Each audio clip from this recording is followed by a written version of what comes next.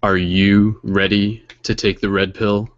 Aloha shifters, dreamers, conscious creators from all across the world. This is Brendon, and you're tuned in for another exciting educational and inspirational episode / live broadcast of Paradigm Shift Dream Class. Thank you so much for tuning into this, and of course, as per usual, I'm joined by some fellow shifters from across the world. So, fellow shifters, let's unmute our microphones and say hello to the beautiful people tuned into this in this moment, in the future, wherever they are, whenever they are. Aloha shifters, we love you guys. Oh my gosh, you're so beautiful. Remember you were dreaming. Hi. Namaste, brethren. Yes, that's right. You, for those of you who are familiar, you'll recognize that beautiful voice as our good friend Brianna, and and we do have at this point we only have a few shifters in the class with us here at the moment, and of course we have Brianna, as I mentioned, and then we have Sherman, and then also on Brianna's camera we also have Nick, who is coming through as well. And so thank you so much, guys, for being here, for joining us, and of course this is another episode of Paradigm Shift Dream Class. Now, this is essentially a digital space to be able to practice talking about aspects related to dream exploration, lucid dreaming, metaphysics, dimensions, infinity, expanded conscious awareness, and beyond. And of course, this is an extension of the bigger project of ParadigmShiftCentral.com, which is a real-world interactive game to be able to help shift consciousness. So if you're entirely new to this project, then please go back and check out ParadigmShiftCentral.com to be able to sync up there and see more of what is going on. And it's a really exciting platform, and it's a place to be able to create conscious media and to be able to assemble a global team of shifters, people intentionally helping shift consciousness and creating paradigm shift communities all across the world. And we do have an entire archive of previous recordings and broadcasts that we do here through the project. And of course, you're always invited to be able to get involved with future broadcasts as well. So this is at this point the 6th-ish dream class that we have done, and we do these every couple weeks. And every time that we do it, it's with the intention to be able to talk about dreams, yet also to be able to help encourage and inspire us along the practice of being able to explore some of our dreams and to get more involved with our dream practice, to be able to develop more vigilance, more consistency. And it's something that is really exciting because through these broadcasts we're actually seeing the real unfolding story of our shift in consciousness. And it's really cool because just to get into some of the basics, and then we'll open this up into the discussion that will just let things flow where they need to just cover some of the basics that we've talked about in other dream classes. And again, if you're new to this, I definitely recommend go back and check those out on the main website. Some of the things that I really like to hit upon is the idea that through studying dreams, it helps us understand more about our multidimensional reality. So that's like one of the big paradigm shifts, is understanding that we are more than our physical bodies, and we exist within multiple dimensions, and the dream space is one of them. And understanding, again, from my way of putting it, and of course think for yourself, everything is information, is that the dream space is actually closer to the place where we are actually from. It's the place where we go every night when we fall asleep, yet it is also similar, if not the same rendition or an extension of the same place that we come from before we are born and go to after we die. And this is when you get into the idea of being able to connect with loved ones who have passed on within dreams and communicating with higher ascended masters. And of course, the big kicker is that within the dream space, you begin to realize that your thoughts create. And when you understand that your thoughts also create within this version of reality, because this version of reality is an extension of that dream space, just with another layer of density, vibration, call it what you want. But essentially, we are in this holographic light matrix, and we are learning firsthand, all of us are awakening to this idea of our potential within this dream. So this class, this broadcast, for the people involved and the people listening in the future, this is about becoming better dreamers within the dream and awakening. We are the dream awakening to itself. So it's a very, very exciting thing to get into this. So just before I pass it off, I just want to be able to mention that from my own progress, you know, it's been interesting because those of you who have tuned in, again, you get to see this unfolding story. And within my own experience, you know, I've kind of like had like some weeks where like I was getting pretty, like I was focusing more on it, and then some weeks I like didn't have as much success. Within the last couple of weeks, I've actually been able to get like pretty decent results within my dream practice. My dream recall has been a lot better. I've been consistent with writing down my dreams, and I've even achieved a couple moments of lucidity within my dream practice. So I can talk about that a little bit later on in the broadcast. But yeah, like for me, like I'm at a place where I've been cultivating my sexual energy. I haven't worked with cannabis in a while, and these elements in themselves allow me to like go to sleep. And each night I'm going to sleep, and I'm like in a place where I'm just like more engaged with my dreams. And you know, one of the ideas that I think will come up within this broadcast time and time again is the idea of noticing that when we put out that intention to the universe to say, hey, I'm interested in my dreams, the universe begins to acknowledge that and begins to respond. And it almost as like this additional consciousness beyond just our physical awareness is delivering to us these experiences through our dream space. And that's where it gets very hyperdelic in terms of like consciousness layering itself through these dimensions. And of course we are experiencing it through the one that we're familiar with, yet we exist upon many. So again, you know, this is about us expanding more into our embodiment as multidimensional conscious creators within this bigger dream. So with that said, guys, let's go around with a quick introduction, and then we'll get into either some questions or experiences. So again, my name is Brendon. I'm one of the shifters and directors for the Paradigm Shift Central project, and you can find me on YouTube at Skull Babylon. And the reason what brings me here is pretty much everything that I've explained up until this point, to be able to help create space and encourage us to be able to help learn together. So let's pass the talking stick around, and we'll pass the talking stick over to Sherman. And let's just do again the simple introduction of just who we are and what brings us to Dream Class. So Sherman, we'll pass the talking stick over to you. And again, for anybody listening to this, please feel free to join this broadcast at any point. Of course, there's a few of us in here, but we're always looking to be able to invite more people into the class, and there will be more people joining later. I know that for certain. But in the meantime, anyone's welcome to join this one and future ones. So Sherman, thank you for being here, and we'll pass the talking stick over to you, brother. Hey guys, thanks for having me. Can you just move a little bit closer to the mic? Sorry, just before you get going. No, you're good.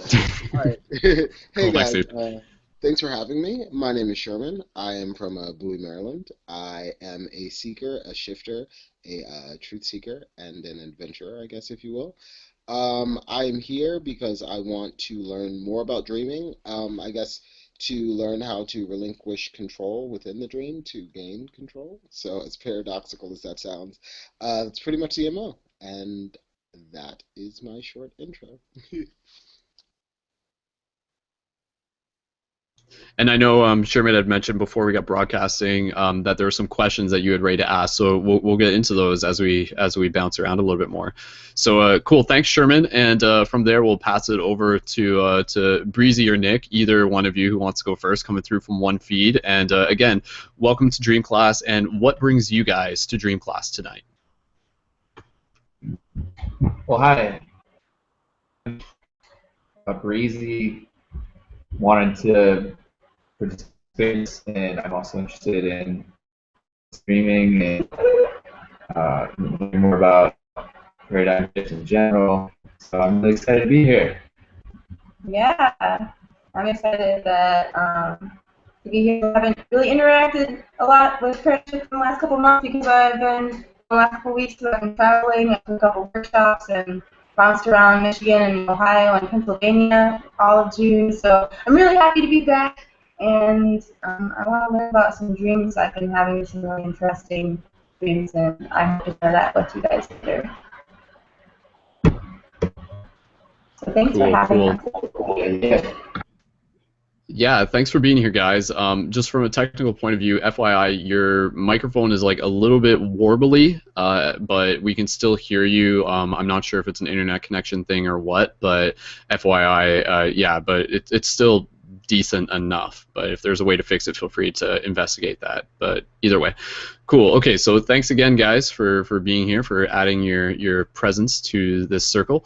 And from there, we'll pass it over, and it looks like Kyle is actually jumping in right on time for his introduction. So we'll pass it to Kyle, and then we also have KJ, who is joining us, and he's been in the broadcast before. And so, Kyle, welcome back to Dream Class, brother. And again, we're just doing quick introductions. Who are you, and what brings you to Dream Class once again? What's up, everybody? How's it going? Kyle, and that's kind of crazy. A lot of synchronicities have been happening lately, and that's one of them right there. I just walked up, and he was like, hey, I'm passing it over. That's awesome. Ultimate synchronicity. There's a lot of that happening. It brings me to Dream Class is that I'd like to help people figure out more about what their dreams could mean to them. What more about what my dreams could mean to me, because I also struggle in that area of dreaming. Sometimes I have a hard time remembering dreams, or just sort of, I guess, being lucid in dreams. I have some troubles with that myself, so you know, it's a good way to learn and get involved. That's what brings me to dream class. I also like helping other people figure out more about themselves and their minds and their inner work. So it brings me around. Always a pleasure to be hanging out with Brendon and the crew. Cool, awesome, cool. Thanks, Kyle. It's good to see you again. And I know even within the previous broadcasts that we have done outside of Dream Class, or even within Dream Class, but also within the team building hangouts, I'm just hitting upon this now, but we'll talk more about it later. Since the last Dream Class, when we talked a lot about the different dream herbs available, you actually went on an adventure and you picked up some for yourself, and then there's that huge synchronicity that turns out like there's like there's multiple ones growing around your house, which is incredibly synchronistic, implying that the person who lived there before you was actually intentionally growing multiple dream herbs for their own reasons.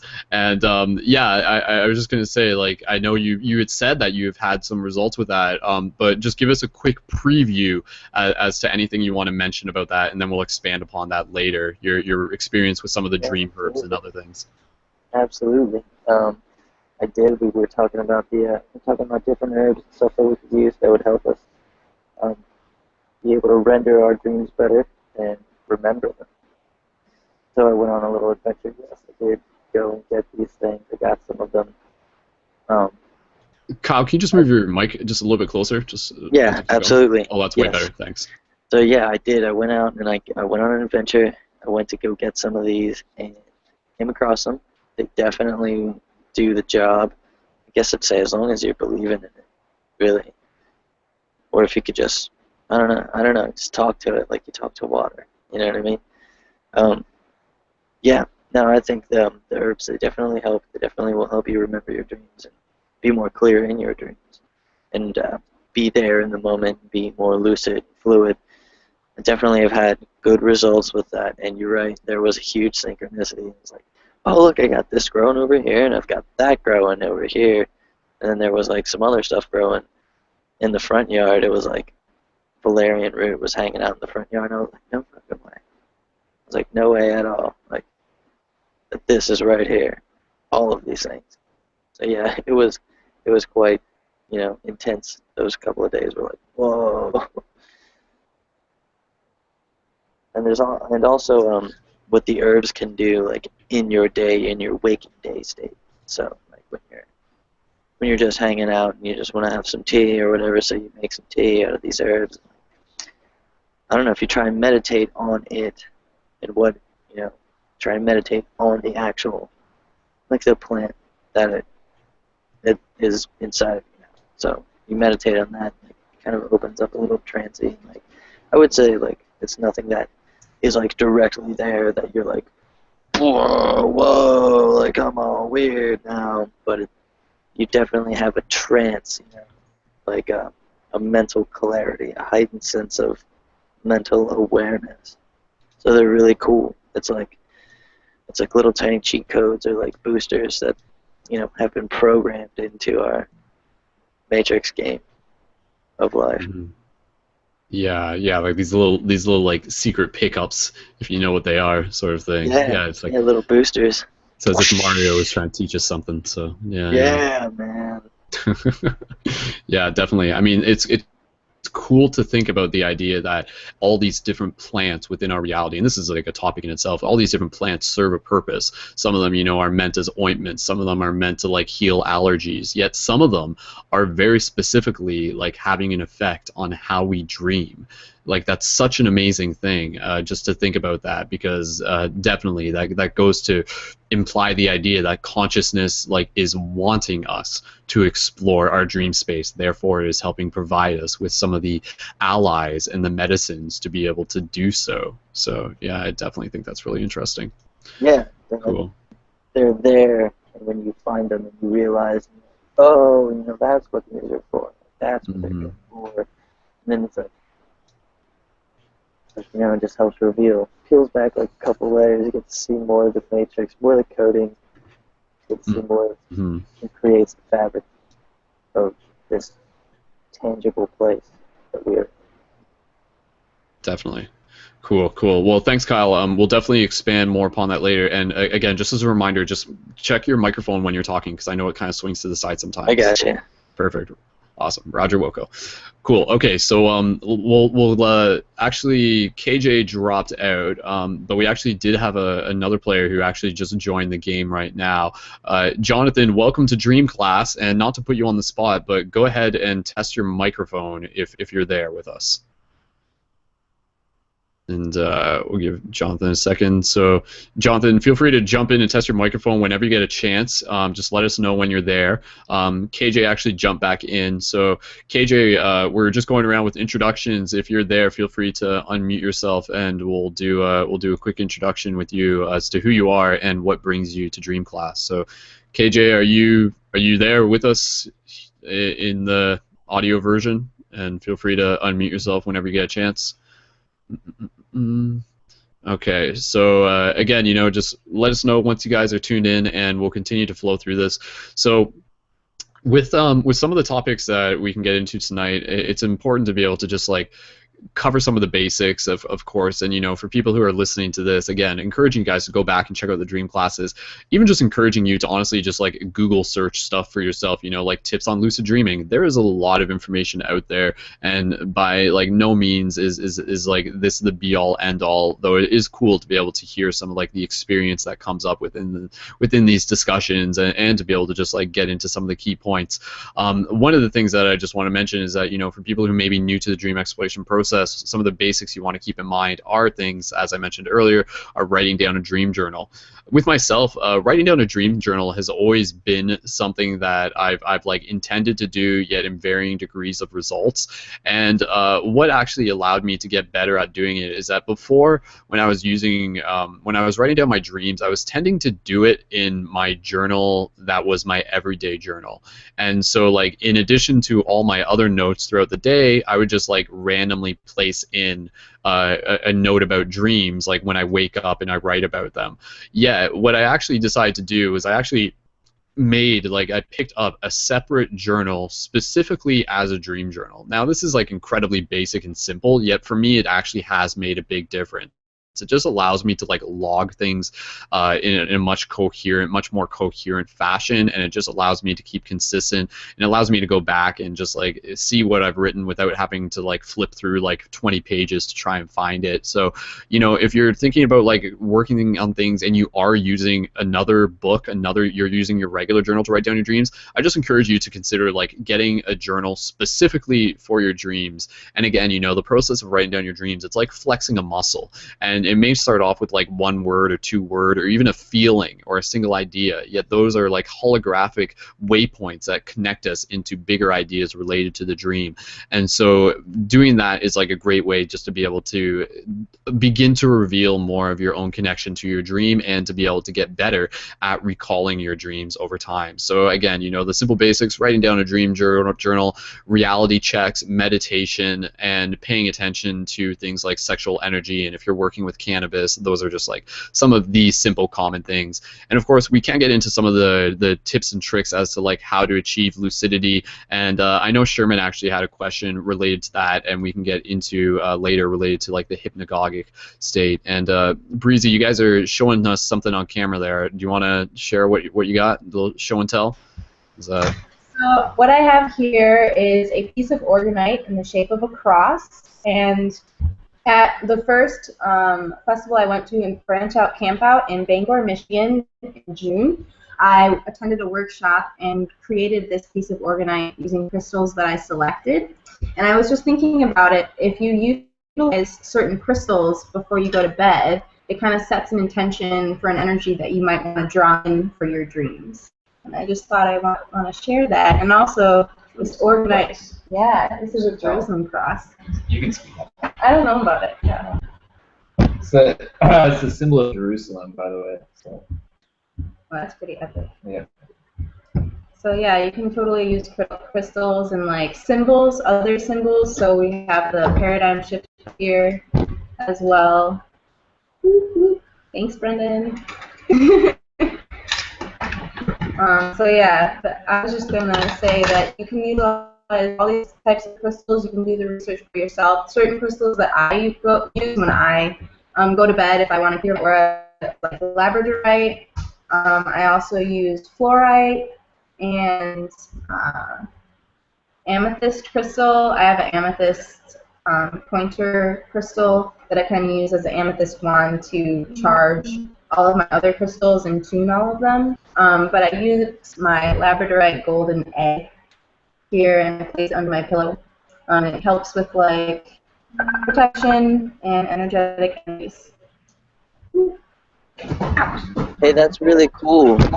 I actually I haven't mentioned this thus far, but I actually have two stones that I've been sleeping, two of the same stones that I've been sleeping with like for about 4 years. I have a giant chunk of amethyst that's about the size of my fist, and I also have a giant chunk of rose quartz. I sleep with those two. I've been sleeping with the same stones, those two same stones, for a good couple years now. Yeah, I think very, you know, when very awesome. Sleeping with rocks is one of the best.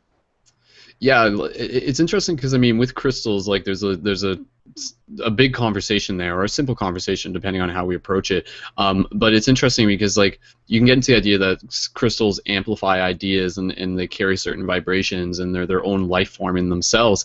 Yet at the same time, what I feel is really about the crystals is that when you recognize them as something that you are using to bring attention and intention to your dream practice, I feel that is where they are most powerful. So I mean, as much as you can use a crystal, you could technically use like any item that you wanted to theoretically, as long as it is like something that you can like look at before you go to sleep, and it reminds you of the idea of being like, okay, like I am going to bring more conscious awareness into my dream. So I mean, like this is like, I mean, I'm just thinking this up on the spot, but like I could say like this is like my magic dream totem, and for people who aren't watching this, like it's my like polymer clay design of my paradigm shift sigil. And again, you know, the paradigm shift sigil is something we'll talk about a little bit more later within this broadcast related to the shared dream tree that we'll be returning to. But I mean, you know, I just invite people to try that as a practice, to sort of like have an item that they can even carry with them throughout the day as a totem to sort of, this is very much like out of Inception in a way, or at least it hits upon the same idea, where you can keep it in your pocket or you keep it near you, and every time you see it, you associate your thought process with the idea of thinking about dreaming, or asking yourself if you are dreaming, or bringing more attention and present awareness into that moment. So I mean, that is like where crystals and items are really powerful, because it's not just the item, it's them as a tool which brings the conscious awareness back into your present thought process, and it's your mind that is really like the origin point for the difference that is being made, or at least that's one way that I like to think about it. But what do you guys think on terms of like dream totems and using other tools, physical items to be able to help us dream? Has anybody else had any practice with that they want to talk about?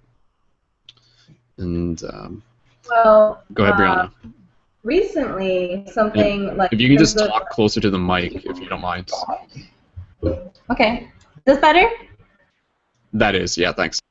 Cool. Well, recently, I guess you could say, instead of a totem or a symbol like a number could be something that you use to check in with yourself, you use to check in with reality. And a number that's always been useful for me is the number 17. It always pops up when I'm unsure of something, or when it pops up, I start to realize that, yes, I'm on the right path, or using it as confirmation of, yes, I should continue doing what I'm doing. And numbers can sometimes be used as a symbol like that, too. Are you giving it to me? Yeah. So I'm not really familiar. What does totem mean? What is a totem? Yeah, a totem would just be like an item that has like a particular intention behind it. Like that would be the simplest idea. You know, like a totem pole in Native American lore is like the idea that the totem is an object, yet it represents the energy or the idea of something else. So you can create a totem. You know, you can create a totem that could be like a crystal wrap necklace that represents like calmness. But in this case, you know, we're saying a totem is like something that is associated with your dream practice. So that would be my simple way of explaining what a totem is. So. Yeah.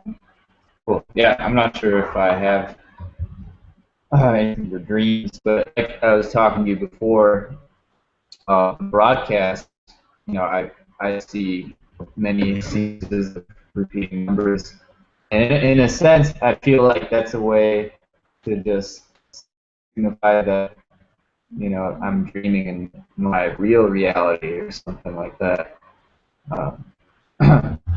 I experienced I'll say a psychedelic experience this one time, and I had just started to experience, I'd say, synchronicities on profound levels. I was seeing color patterns, purple and green, and I ran into these people who were multidimensionally communicating with me, I believe via their higher selves, because it just came out of nowhere, the information they were talking to me about. They came up to me and as if they had known me and I was familiar to them, and I eventually just got comfortable with talking with them. And I started asking them about the synchronicities I was seeing, referring to the patterns, synchronicities in general. And what they told me is that they are manipulating my reality to communicate with me, to let me know that, you know, they're there, you know, essentially. So it feels very dreamlike. So I'd say just synchronicities in general and numbers. Maybe paying attention to patterns or reoccurring symbols that pop up in your life. I know that symbolism in dreams is really important and that it can have profound messages as well. So maybe if you have a totem through your day and then you see the totem in your dream, maybe that dream has a specific message for you because it's connected to your totem, because that's how your higher self or other multidimensional beings know how to communicate with you. So there's the idea that angels and stuff only take shape or form the form that you're willing to accept. So they might communicate with you through like symbols you're willing to accept and that your mind is willing to be open to, you know, because it can be scary. It's like a multi-dimensional being's like, hey, yo, what up? And they're like tentacles. Has anybody seen the movie Galaxy Quest? If you have like this old movie with Tim Allen, right? And there's like these aliens, and they use this. Galaxy Quest. Yeah, they use this like energy shield shifter thing that makes them look human.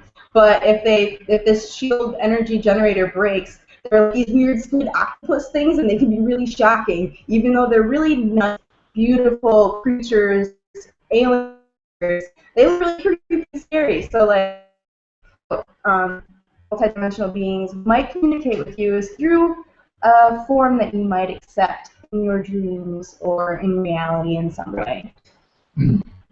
I think that's interesting, the whole like, Inception, the movie Inception, like the spin top thing. Like, I'll have to keep that in mind. Yeah, that's a good. You know, and lucid dreams and dreams. So.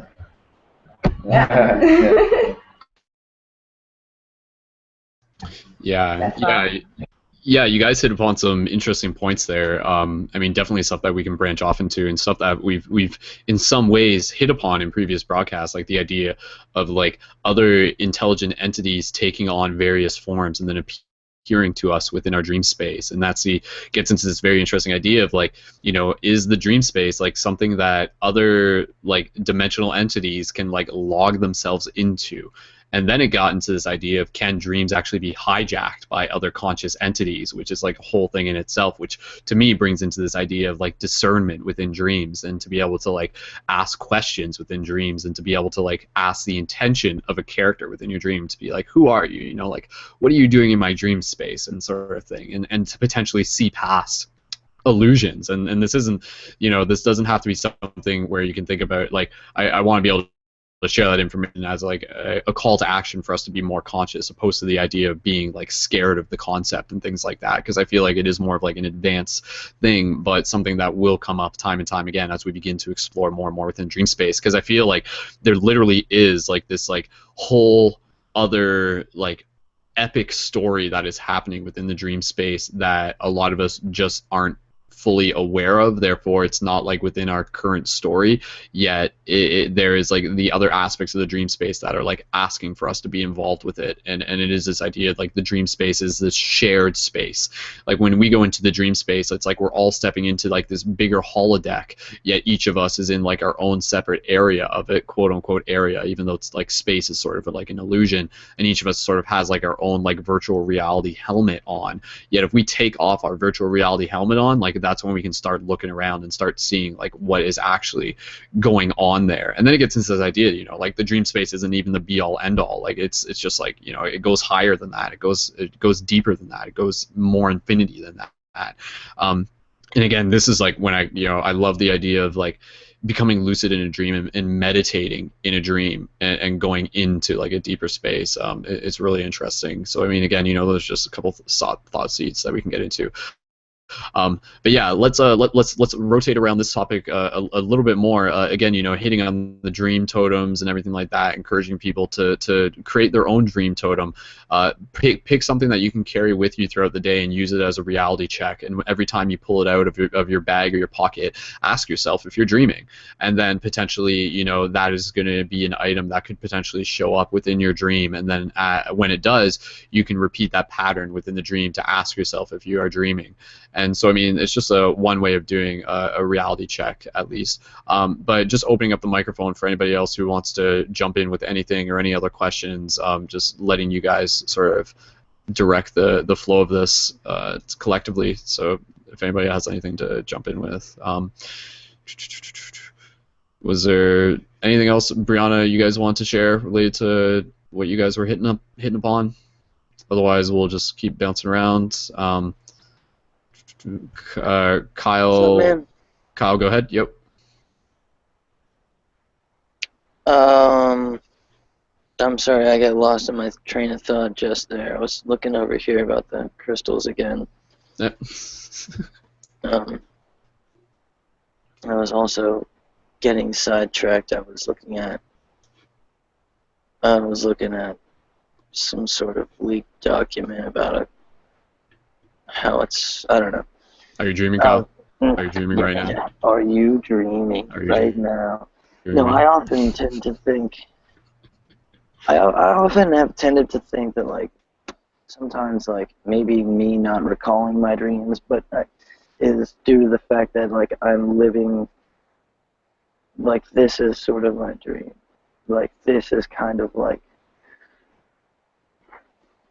what we're in right now.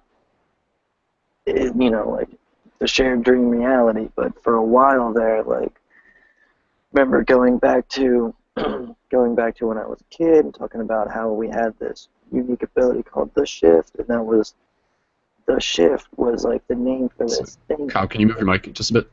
Yeah, and you know how going back to talking about how the shift was the thing that we had created in, you know, our minds, I guess. That was it was the term we used for manipulating, kind of what Breezy's friend said, manipulating realities around people, but not really human beings. We never took it to that extent yet, but it was just, it was manipulating realities, but it goes back to visiting these planes of existence and going there and doing something for a reason because we were supposed to. It was like when we went into this group meditation, we would we wouldn't talk. We would just go to the same place, and we would all be there. We all would all do something. It's like when we went there, we knew what to do. You know what I mean? It wasn't like something we had to talk about. It was just we go and we knew what we do, and it was a shared experience. Almost every time, it was a completely shared experience, and that's what we call it ourselves. We call ourselves, like shifters or whatever, and in our little thing of, our little coven sort of deal that we had created. I guess it wasn't really anything. It was just us, a group of tight-knit people, and we all had unique individualities, but eventually we all came to this idea of the shift, and the shift is just that, but it all pertained to the dream world, because there was two kinds. You could consciously do it and subconsciously do it, and doing it in your dreams was subconscious shifting, quote unquote, and that's all from like the very beginning of my story and everything. That's what it was to us, and going and doing these different things, and there was a whole bunch of different places that we had named. We had like planets and things and different realms that we had named, but like what's unique was it was always sort of the same, and then experience, though, a shared experience in the dream world too. We would get up and we would talk about it, and then like someone would say something, I'd be like I remember that, so that's kind of what, we, I guess that's just, kind of reaching back to where all that started. Mm-hmm. And then, again, how that coincides with what's going on now.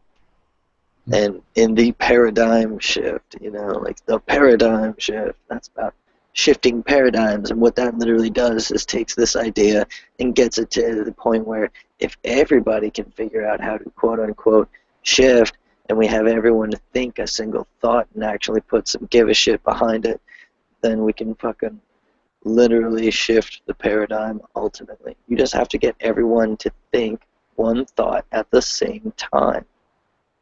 And that could simply be like, I love myself and Mother Earth. And get every human being on planet Earth to do that, we can ascend together as a race of people connected. We would purely ascend, and it would probably just be totally insane. It's like we would just start forgetting everything. Like everyone would just forget everyone would forget how to hate and everything like that. You know what I mean? Just get everyone to think one thought at the same time. That's actually kind of a reoccurring thing that's popped up into almost every... really powerful, yeah. And I mean, it kind of comes along with those like massive meditations where we're getting like large numbers of people meditating. Sorry, Brianna, just move a little bit closer. Sorry. We have large numbers of people like meditating and like using this intention to like spread it and promote it, and I totally think that you're onto something right there. It's shifting our reality, manipulating our reality. Yeah, we could physically shift. We could physically shift Earth realm into whatever we wanted from that point. That's what we could do, and that's kind of what I saw with the paradigm shift program. And as I saw it, I was like, oh, I got kind of drawn into it, and I was like, okay. And then I started developing this idea. I was like, okay, now I see where it's going. It's like a big tune fork idea. Get all the tuning forks to resonate at one frequency. But then again, that sort of ties into what is actually happening now, and being in the actual age of Aquarius and having this giant portal of cosmic energy open to us right now, and that pouring over our Earth reality plane of existence here, having all that in effect right now is a huge, huge deal. And that's kind of a different topic, though, astray from dream class. Yeah, pulling back to the dream idea, though, is that we've been having these conversations in our dreams. You mentioned like that the shift is happening in the subconscious, and that we've been going through transformations in our subconscious, which can transit through our dreams. And by using totems and other techniques and tools, we can pull our dreams into reality. And then, like we were talking about earlier with the numbers and with other symbols and stuff, you can start to use them as magic spells. You can start to use them as tactics to manipulate your own reality by like consciously like, okay, I see the number 17, which usually means I'm on the right path, which means I can do something right now to even enhance my path and literally manipulate, like, so something I would do when I see the number 17 now is state the phrase, my dream is becoming reality. Pulling the dream mentality, and I start to state that phrase every time I see like 17 or like saying, all right, like I'm manifesting my reality. And to do that one step further, like the paradigm shift central, like he had this dream and he wanted to make it a reality, so he created, or like, you know, there's his sigil, and it pulls his dream into reality, and so you can like create your own symbol in order to pull your dream into reality, which is something I'm also meditating on now and working on too. So how can we pull our dreams into reality? You know, that's like my question. Yeah, that's, again, you know, like this whole process of studying dreams, and Brianna, like, yeah, huge shout out, like thank you for saying that, and Kyle as well. Like, what's really exciting about this is that, like, as we begin studying the actual sleeping dream process, it invites us to expand our consciousness as a whole, which to me really like allows us to develop a more intimate relationship with our reality. And that intimate relationship comes when you begin to understand that there's this constant communication back and forth and back and forth. So like that for me was like a big part of my awakening, is like when I started getting those number confirmations and understood that that was actually a medium for me to be able to communicate with my bigger self. And so like it wasn't just like it would be like, oh, okay, that's cool. It's just like, oh, okay, like that was me doing that. Like that was me within the dream doing that. And so like, yeah, like the thing that's really cool within this is that when you start to get into the dream space, and it was kind of interesting because Nick alluded to this concept, or at least sparked an idea that made me think about it earlier, but it gets into this idea that like, or even Kyle mentioned it too, but like things happen, and this is, you know, it's an idea, think for yourself. Things happen within the dream space or the astral planes or the spiritual realms before they come into the physical. And so like that's why like we have all these ideas of inspiration, and that's why we have premonitions, and that's why we have all these foresights, because like it's almost as if, you know, we're catching up with our future self in a way, and like those realities are there, those realities already exist, those potentials are there.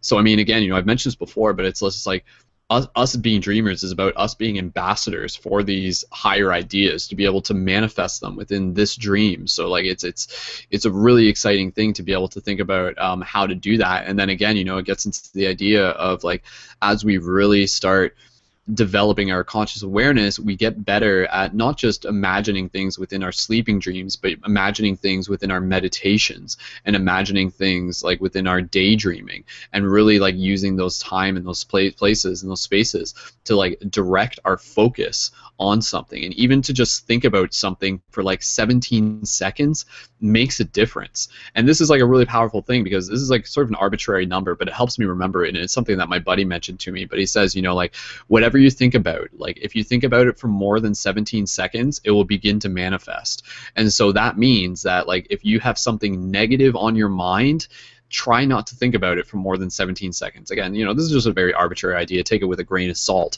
But like, so it's just kind of like, you know, you're thinking it. You're just like, oh, you know, like that person really bugged me, or like something happened and it really pissed me off, and you're sort of holding on to it. And then like by the time you get to 17 seconds, you're just like, okay, all right, moving on, sort of thing. But if you like begin thinking about it longer than that, like that's when like the signal starts bouncing off things within your reality, and then it starts like coming back to you, sort of thing. So I mean, in that same way that can attract quote unquote negative, not, you know, just quote unquote negative things, it can also be used to attract positive things. So it's understanding that like everything, and we were talking about this within the last Destiny School broadcast that we did about you know, sacred geometry, like everything that we're doing is emitting these frequencies and these vibrations. So it's about bringing more mindfulness into what vibrations we're putting out there within to our dream space. And again, knowing that this dream space is, this physical reality is an extension of that dream space.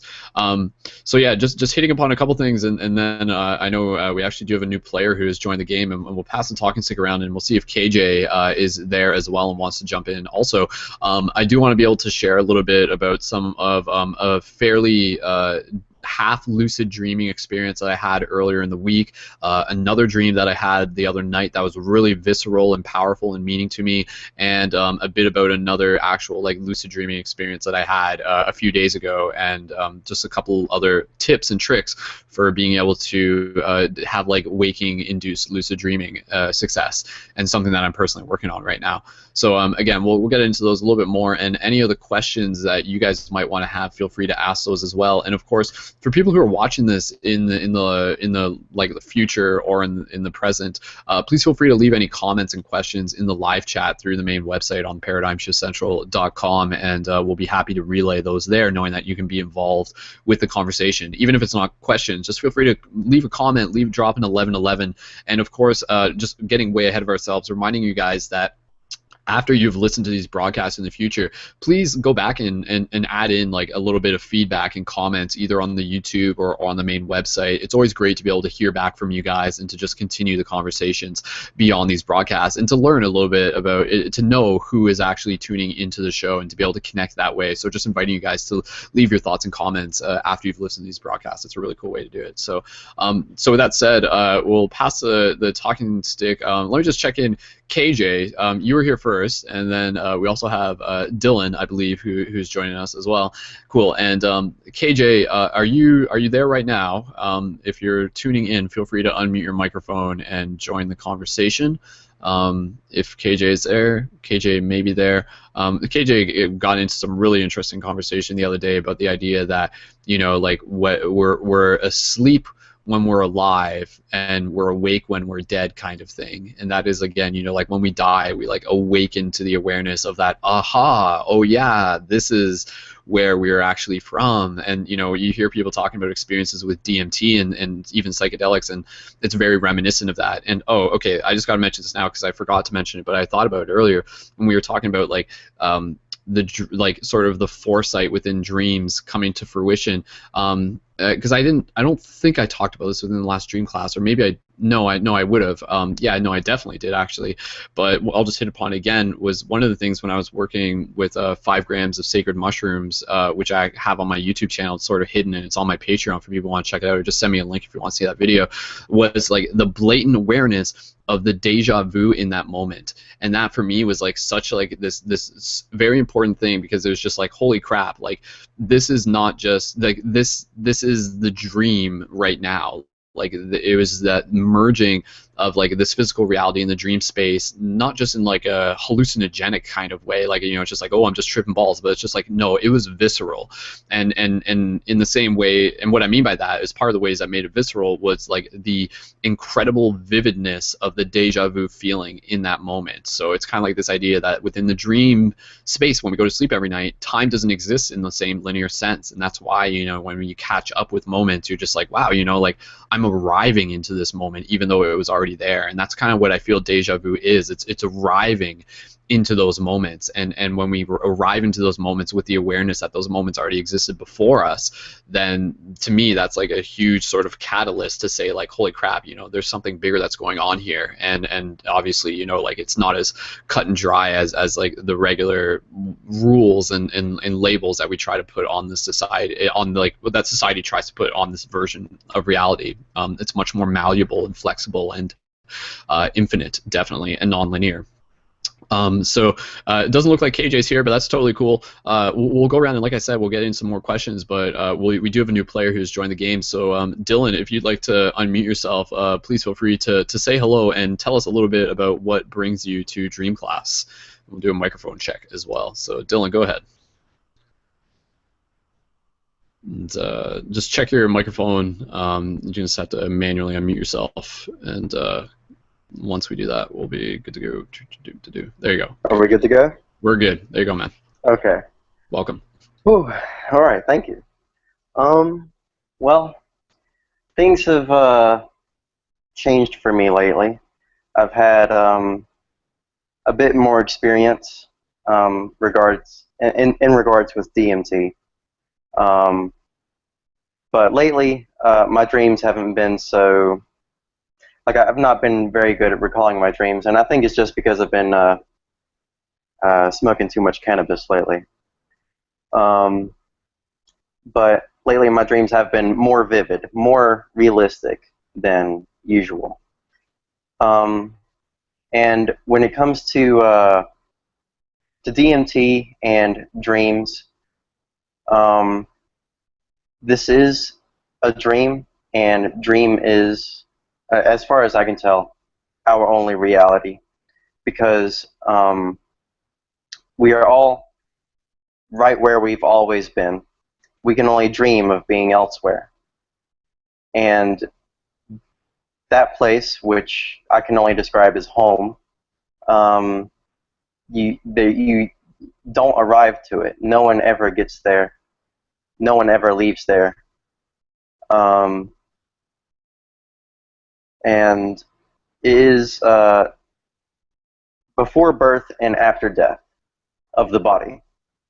And it's not a mere hallucination brought on by a drug. It's beyond sensory. It's more than just some kaleidoscopic colors or whatever. It's real, or it's more real than this, at least. And it's some kind of supernatural alien magic from the wiring underneath the floorboards of reality, disguised as a drug. And that's, oh man, I don't even know where to go from there. It's very similar to mushrooms. Of course, like, mushrooms are like oral DMT, or at least psilocybin is. And nature provides these gateways, and they are gateways into ourself. This medicine is ourself. That is, medicine comes from the earth, and the medicine of the medicine is ourself. We all share the one and same consciousness. There is no other. And human, like this organism, these organisms that we inhabit, they act as radios which tune into consciousness, this one consciousness. And that's how we evolve, or at least that is that consciousness, the degree to which we are attuned and aligned with that consciousness is the attractor, the central attractor to which evolution is going towards. And I mean, I don't know what else to say from there.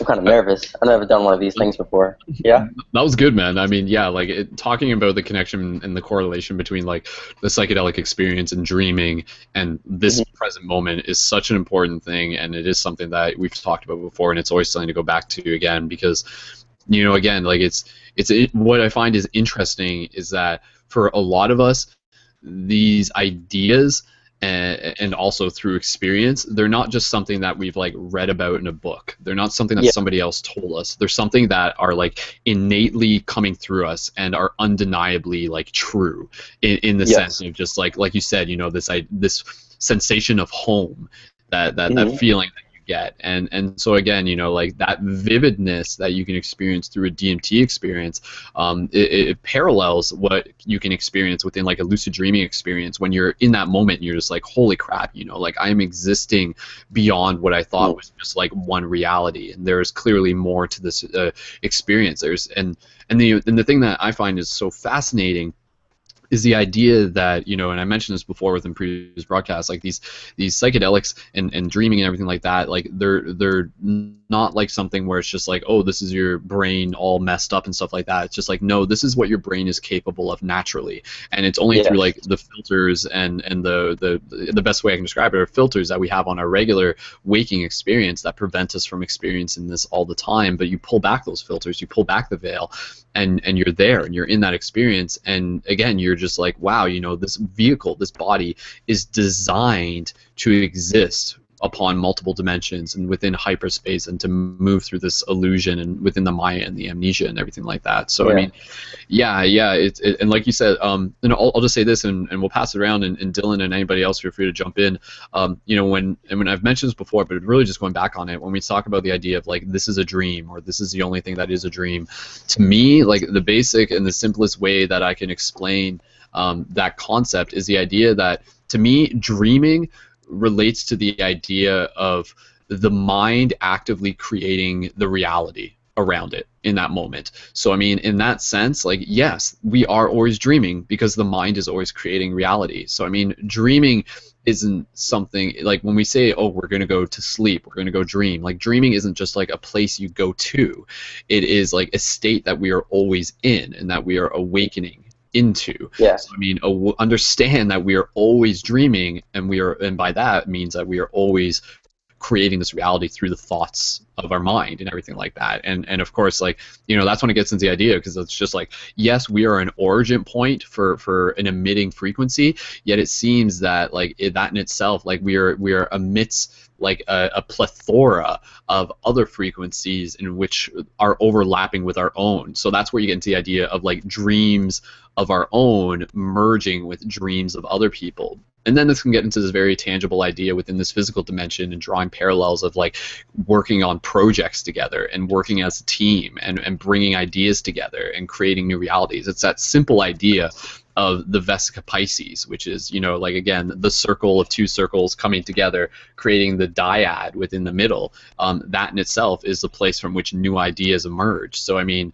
our bubble emitting frequency creates new realities when it comes into contact with other bubble creating frequencies in that sense. So I mean, it's important to again just be conscious of what bubbles what bubbles are you putting out there, and knowing that, again, like, your bubbles are always going to be like interacting and responding and reflecting the other bubbles around you as well. So I mean, yes, this is our dream uniquely, and it's also a shared dream. So I mean, that's something that I think the conversation is still expanding upon, is what does it mean to be in this shared dream reality? That's the really exciting part. So Dylan, if you have anything else you want to, if that sparked any ideas, feel free to jump into that, and we'll keep passing it around in addition. And it's good to see you again, man. Welcome to the hangout. So. Yeah. Cool.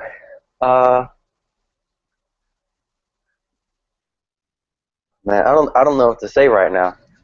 I'm not so fluid with my words. At least not like you are. It takes me a while for me to get my thoughts collected and assemble them into words when man. I speak my ideas. Yeah. So you can pass the talking stick if you want. Yeah, all good, man. And if you have any questions, I mean, questions, you know, are a good way to just sort of like ask in a sense, you know, just like, how do you do this, or how can I do this, or something like that. Feel free. And again, you know, I was just gonna say, like, reminding yourself and reminding everyone that, like, this space right here, right now, is created for practice. So I mean, it's that's why we're here, is to like acknowledge and be like, holy crap, like, how the hell do I talk about this stuff? You know, like, it's weird to put it into words sometimes. So that's why we're here. It's hard to describe. It's really hard to download it into a language. Into symbols. Like, people talk about trips as if it's some kind of thing that is just phenomenal, just a happening.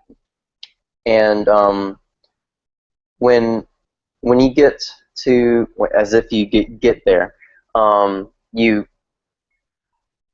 get to that place which is before birth and after death, You get there, air quotes, by the degree to which you are actively present where you happen to be right now.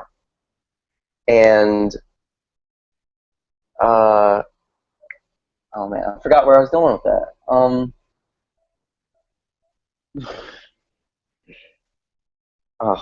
Whatever. Well, questions. One thing that I would like to know would be, how do we maintain an awareness of where we always are?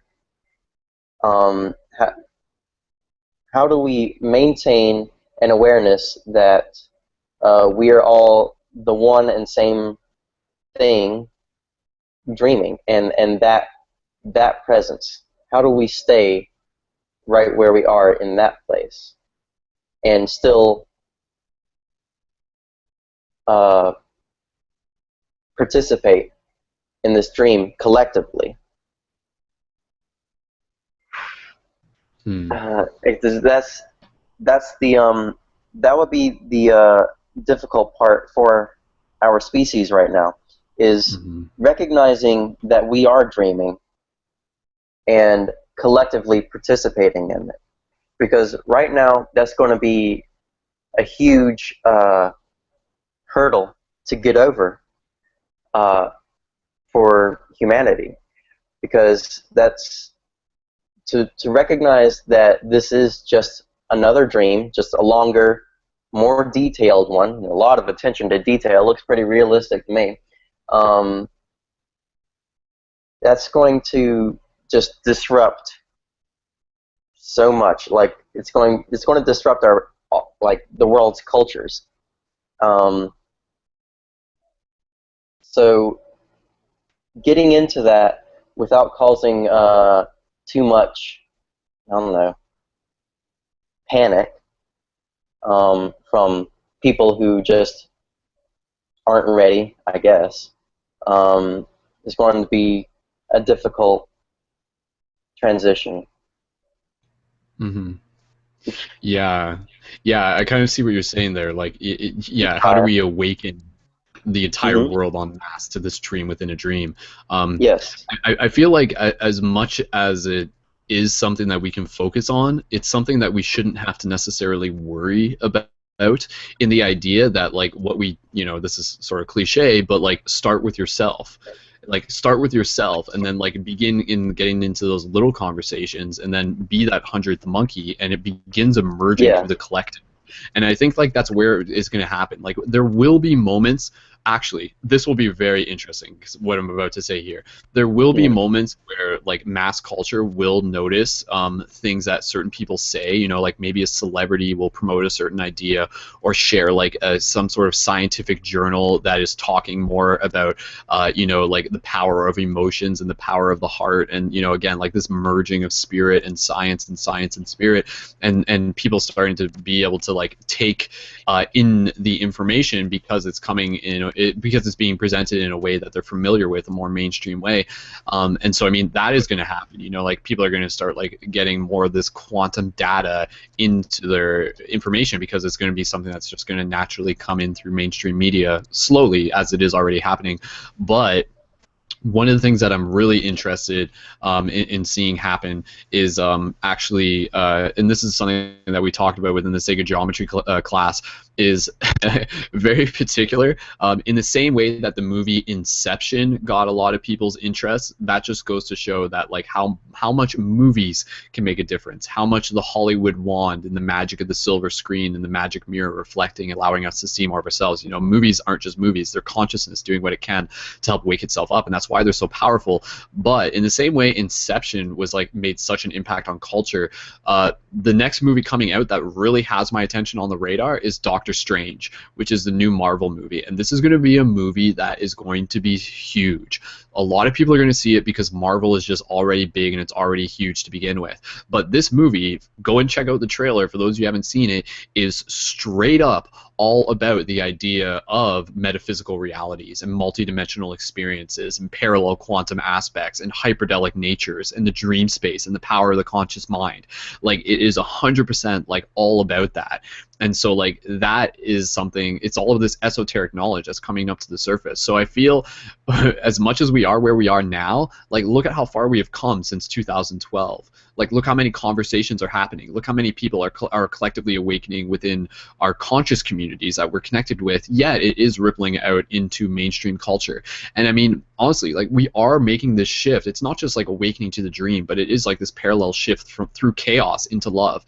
And I mean, without having to get too much into the topic of just like the state of the world that we're in now, as much as the people are just like, wow, things are chaotic so that they're moving through the chaos into love. Like it's inevitable. It's actually happening. And I mean, this is, again, not getting too far into the topic, but people talking about like all the things with the protests and the rallies. You know, I just saw a video not too long ago of like a Black Lives Matter protest coming together with an anti-Black Lives Matter protest or something like that. But then they like met in the middle and they hugged and they like just like said like, you know, like all these rallies are to say like no more, you know, like this is ridiculous. This is about love. And I think everybody knows that. Everybody's like subconsciously aware of that, of how stupid it is to be fighting each other. And that's like us awakening into the dream, because it's awakening into our unity. So what I'm actually just planting that seed is take a look at where we are now. And Doctor Strange is coming out in November. I'm not exactly sure the exact date, but I'm guessing it's probably going to be, I just don't know what Friday is, but I'm guessing it's probably going to be around November 11th, as close as they can get to November 11th. If not on November 11th, it might be November 22nd or something like that. So, I mean, keep track of where we are now, knowing that like these moments in the future are already there for us to arrive into. In the same way I had that moment when I was on 5 grams of sacred mushrooms and I was like, holy crap, I'm arriving into this deja vu moment. Those moments are there for culture, where like we're collectively going to be arriving, and you know, like people are going to be like earlier today Doctor Strange was released and now everyone's talking about like metaphysics and stuff like that, and it's going to become like this like normal popular pop culture topic. And then that's where what's going to be really interesting is that people like us who are already in these conversations are going to be like yes, like, you know, like let's start talking about this more. And that's why the practice that we're doing right now is going to become really important for us to be able to be like ambassadors and light guardians and leaders for having those one-to-one conversations with other people. And again, you know, the thing with the lucid dreaming and the dream exploration is that no one can tell you what the matrix is. You have to see it for yourself. And that is like the thing that's like so powerful about this, is that like we can tell people about it, but we don't have to worry about convincing them. We can only encourage them to have their own experiences. And as more people start having their own experiences and more people start awakening within their dreams and more people start having even psychedelic experiences in like good formats and fashions that are very positive for them, this world will shift. And by the time we get to 2020 and by the time we get to 2035, I think we are going to see an enlightened society, and we will actually be able to witness that. And right now, like what we're doing is like we're the vanguards, and we're doing it because it's just like it's hard to imagine us doing anything else. It's why we came here. It's why we came into this dream. It's like the exciting thing to do, opposed to like sitting back and playing Pokemon all day. So anyways, so anyways, that's my little thing. But anybody else jump in? Brianna, go ahead. You want to talk about Pokemon? I want to talk about like building the army shifters and stuff like that. Cool. Just jump up to the microphone as you're going. Oh, go ahead, guys. You're a little choppy. I wanted to ask you, Brianna sent you this wand with this crystal in it. This crystal, I don't know what it is, but it's super powerful. I don't know if you can see. Can you see that? Yeah, so it's the crystal. He sent it to me in a wand, and then like it left it in my car, and the crystal came out of the wand. Yay, that happens. I'll make you a new one. That's a citrine crystal, by the way, even though it looks like a quartz. It's because it got heated. Oh, no way! Okay, citrine. Yeah, it feels like when you hold it over your chakras, it retracts your chakras very powerfully. And I found when you tap this crystal too, it feels like it puts out crazy amounts of energy, and it spikes up my energy body every time. And Brianna's an energy body, so yeah, we learned. So I'm very thankful you identified what this is. Yeah, it was super, super, super powerful, man. So, thank you. But you touched on something about transmuting fear to love or something like that, and like that we're literally creating a shift. And I had this idea that I wanted to, you know, really ground and root in that, yeah, we're a team. We're a team of shifters, and we're trying to literally shift reality from one aspect to another aspect, really root in intentions that we all share together, like peace and love, and those are the basic ones. But there are also other ones like a society, more complex intentions, like an eco-friendly society, which is a more complex idea that we have to pull into reality as a whole.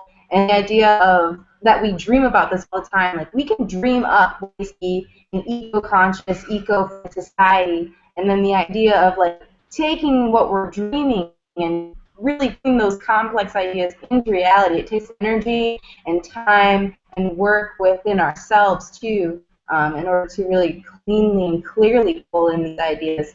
And in order to like cleanly and clearly pull the ideas in, we have to get enough sleep because this is a dream class, so sleep is an inevitable conversation for the conversation. And we have to, I know we're like staying up super late right now, but making sure that we get relaxation in order to charge our physical bodies, because our physical bodies need the energy to pull in all these metaphysical ideas, all these energetic ideas through.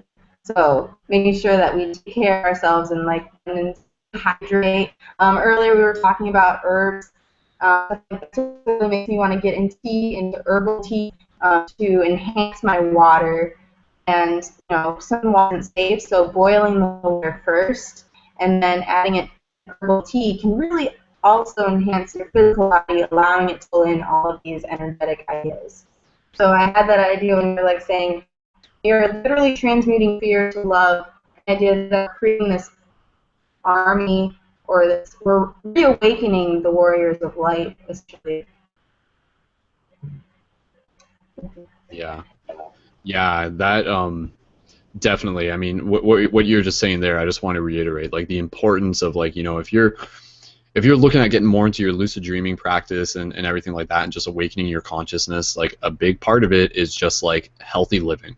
Like straight up, like this body is like a biological computer and you have to take care of it. You have to like clean the dust out of it or else it's like gonna like fry its short circuits or and stuff like that. So like it's interesting to think like we are this antenna, but it requires biofuel. So like fueling your technology is like such a huge part of it. So I mean, yeah, I think that's just like an important reminder to just like take care of yourself so that you can show up. So that you can show up within your dreams, and that so you can show up within this dream. So it becomes like self-love out of like benevolence and service for others, and to again lead by example. So I mean, like being a shifter is synonymous with like caring about yourself and conscious living and like just being healthy, intentionally being healthy and everything like that. So I mean, just encouraging people to think about that some more and develop their own habits and to let go of habits that perhaps no longer serve them in that sense. So yeah, thanks, Brianna. We got a few people in the chat, so we're going to bounce around, but I just want to say, Brianna, is there anything else that you want to mention at this moment? Just passing it back over to you guys. Yeah, just a quick plug. I'm known as Breezy Spread Love on the internet. I recently did 2 workshops called Your Cup Empowerment, and it's on this top of making sure you take care of your energy body, making sure you take care of your physical body, making sure you yourself in order to go out into your communities and help and assist other people. So within that workshop included tips and tricks to help with depression, with stress, poses and stuff like that. So if you're interested in connecting with me, please check my social media, Breezy Spread Love, and I'm also on ParadigmShiftCentral.com too, so you can check out some of my stuff on the website. Thank you, Brendon. Cool. Thanks, guys. Awesome. And again, just reminding people that, yeah, like for anybody in this broadcast, we'll include show notes into the main website for the information for people of the featured students of the class so that you can connect with them. So you can connect with myself, Brianna, Kyle, Dylan, any of the people that you hear within this broadcast. And for anybody who's in this now and wants to be included in the show notes, just make sure that I have your information by posting your Facebook or whatever into the chat on the right-hand side of the screen. And I'll just do a favor for me. Cool. Thanks, guys. Okay, so like I said, we've got a few new players who are actually in the game right now. Just foreshadowing, like there's a couple things that I mentioned earlier.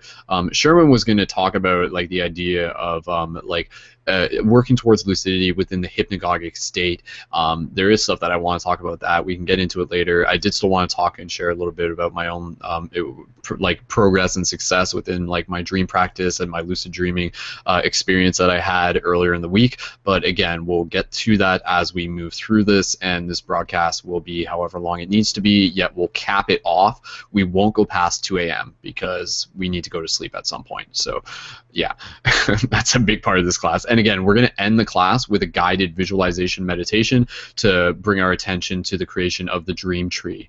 And oh, okay. I'll just mention something real quick because it's I'll hit upon it now, but I'll touch upon it later. I went and saw the movie Big Friendly Giant, and that there was like some really cool conscious themes within that movie. And I didn't do a movie review on it yet. I was just kind of busy with other stuff. But for those who are interested in my thoughts, one of the things that was really interesting is that there's actually a dream tree within that movie that was like very reminiscent of our concept of a dream tree, and it was like really cool to sort of see that coming through like the storyline and everything like that. So again, the dream tree, just planting the seed, is the idea of us creating a location within the dream space that we can collectively show up at through intention. So we visualize it and we meditate on it. It's a tree within a field. It's the image that you see within the preview for all of the dream class broadcasts, and it's got the paradigm shift sigil floating above it. So we meditate on that, and then we carry that intention with us to go into the dream space at night, and then when we achieve lucidity, to go there. And it's documented that one of us has been there in a dream so far. I have yet to get there, but it's something that I'm working towards, and the day will come where myself and others will be able to be like, yes, like we made it to the dream tree. So it gives us a focus point to gather around, and that's what we do. We gather around it within our meditation, and we gather around it with our intentions, and we gather around it within the dream space, and we can meet up there, and we can dance, and we can have drum circles, and we can have fun, and we can talk, and we can have a festival and all that good dream stuff. So yeah. One thing I did just want to mention, it was really interesting. A friend of mine was just telling me earlier that they actually had a dream that I was in with them, and they were like flying around space, and it was like their first very vivid, almost lucid dream experience. And I just thought that was really cool, and I just want to give a shout out to them because it was just kind of like this cool thing, because she's been listening to the dream classes, and she's like someone who I know in person, and she's been like talking about dreaming, and she had always said like, I'd never had like a lucid dream, yet she, just as an example of what any of us can do, over the past couple months has been putting this attention towards dreams. And then like today she sent me this message. She's like, oh my god, like it happened. Like yesterday I had this amazing dream and you were in it and we were flying around space together. And I was just like, hell yeah, like that's so cool. So again, just as another example that when you put out that intention, the universe listens. So what intention are you putting out there? Cool. Okay, guys. So let's bounce it around a little bit. Like I said, there's a few players here in the game, and we'll just do some quick introductions. And again, what brings you to Dream Class will be the basic question, and then we'll get into some more group questions, and we'll just sort of free flow our way through this collective shared dream experience right here, right now. Let's pass it over to Implying, aka Jamal. Do you want to jump in and test your microphone and say hello and tell us what brings you to Dream Class? And welcome. Yeah, can you hear me all right? Sounding good. Yeah, what brings me to Dream Class is definitely the idea of lucid dreaming, astral projection, basically just taking all the stuff that I've learned here and applying it to a higher dimension, so to speak, and seeing, where that sort of takes me. I know we were talking about earlier, like the idea of like creating is a big factor there. So definitely interested to take some of my inventions that I've kind of tinkered around with here up to higher realms, seeing where that all takes us. And I'm pretty confident that it's going to just take us above and beyond, to the next dimension, and just so on and so forth. So definitely looking to perfect my whole shtick there. Cool, man. I gotta ask, when you say inventions, what is that in reference to? That is in reference to experiences for the most part. Like when you go out and experience something in a pretty big way, you're kind of inventing that for yourself, because we've been conditioned to believe certain things, but at the same time, when you see something, you see it with your own eyes, and as we all know, we're all very capable of shifting our own realities at any moment. So it's very much so a thing that you kind of create out of nowhere, honestly, whenever you experience anything. Word. I like that. I like that. It reminded me of just the other day when I had like a little click into the term realize. Suddenly the word realize meant something entirely different to me. Realize to me was like synonymous with like manifestation. To not, when you realize something, it's just like, oh my god, it's so obvious, I just realized it. But like when you realize something, it's like you're bringing it into reality. You realize it. You realize it, it's just like it's an idea, but then you realize it. So it's just like a kind of weird way to change how it just keeps going. Yeah. Cool, man. All right, well, thanks for coming, and again, just like jump in as we keep going and ask any questions, and yeah, it's good to see you again. So awesome. Yep. Cool. All right. So just going through from left to right, we do have, I believe, a new player. But Jay, if you can hear us, feel free to unmute your microphone and say hello and share a little bit about what brings you to Dream Class. So, Jay, if you're there, Jai, feel free to jump in. And if Jay's not there, that's totally cool. We'll keep bouncing around. But again, Jay, if you're hearing us, just feel free to jump in and just let us know. And we'll pass it over, and the next person from left to right is the worm. Nice, cool name. The worm. Do you want to unmute your microphone, say hello, and tell us a little bit about what brings you to Dream Class, and welcome. Just check your mute on there. Give it a second. There we go. Go ahead. There we go. Perfect. Cool. Sounds good. Awesome. Happy to be here, Brendon. I was just checking out what you guys are talking about, because I mean, I dream pretty hard, pretty real every night, so everything is very tangible to this real world, like what I learn and then how I apply it. It's almost like I don't know, like a destiny path. You kind of figure out how you should feel when you're actually doing stuff in real life. If you don't feel like you're dreaming, I don't necessarily feel like it's the best. I don't know, it should always feel good. But I mean, I just had a crazy day and a crazy night, so I just really wanted to hear people talk about good stuff, so I'll probably jump in when I feel like it. I'm here just because I haven't been here and I didn't realize I could get on with my phone, so. Well, it's so good to see you. Welcome. Oh my goodness, what a flashback to reality, man. Tribe reunited. So it's good. No, it's awesome, man. It's a sacred digital space. I hear you, brother. I've been working on being in my place, even though I haven't been, necessarily easily accessible. I've been doing stuff and learning, so but it's just a lot going on. So I mean, I really like meeting people in dreams. I do it all the time, but it's hard to meet people that actually believe in that or like take note of it and actually try to apply it. They're just like, oh, it's just a crazy dream.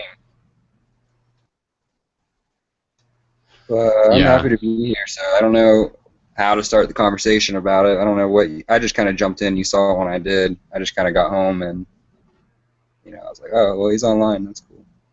Cool, man. Yeah, by all means, sit back, enjoy, and at any point, just feel free to jump in as we get things rolling along here. So, yeah, that's cool, man.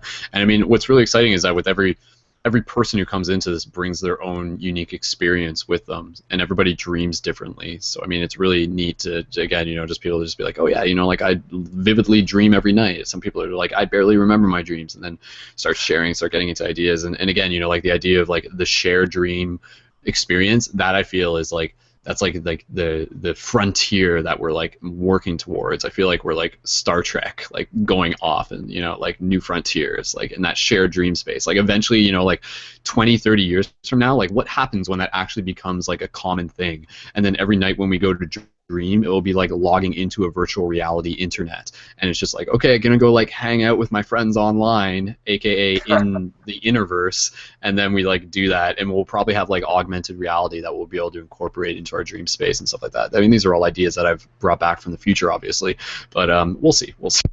So yeah, cool, man. Well, again, go ahead if you're...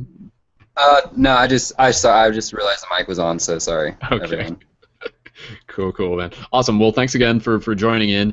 And again, we'll bounce things around, and we got a couple of people. So, Jay, if you're there, feel free to jump in, just checking back if you want to do an introduction, but we'll pass it over. We do have another player who is in the game. We are Listen. Please feel free to unmute yourself and say hello. And for the people who are listening to this in the audio version, they are wearing some incredibly large dream glasses, and they're incredibly beautiful and magnificent, and welcome to the hangout. So go ahead, brother. It's actually where listen. There is no E or R. Oh, I see. Yes. Where listen. Got it. It could be misperceived. Yeah. But I don't know where to go. I do know where to go, but I don't know where to go in this conversation right now. Cool. Well, the basic question would just be like, what brings you to dream class, just as an introduction? Well, I've been following you and Paradigm Shift and some of your videos for a while now, and I guess I just got enough confidence and I figured out to finally tap into being able to communicate with you all instead of just listening and being kind of biased.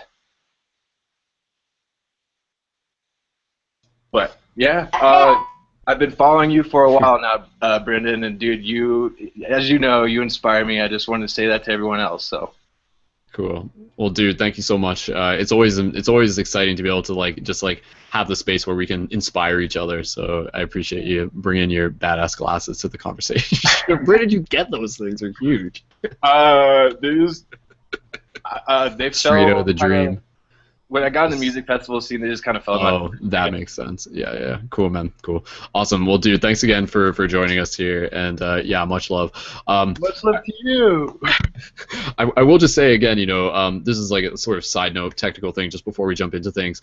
For people in the future, again, you know, just like really encouraging you guys to be involved with these conversations, and if you're ever listening, if you're ever in the future and you're tuning in live and you notice that we're like running late on the live broadcast time start, you know, sometimes we'll say like, oh, we'll start at about 9, and then suddenly it's 9:30, and then it's 10, and then it's 10:30, and we haven't started yet. That usually means that we're waiting for people to join. So if you notice that it hasn't started yet, see that as an invitation to like be the people who join to help make it start. So like it's always fun just to be able to like get things rolling and inviting new people to again, I know it sometimes takes courage to come into these places, but again, you know, that's where I really want to be able to create this space in like a fun and like safe and exciting environment where we can just like laugh, have fun, practice, and just be able to like learn and yeah, just it's cool. It's nice when it can just be like very relaxed in that sense while still getting like super deep and metaphysical. So cool, awesome. Well, thanks again, guys, for being able to co-create this space. So with that said,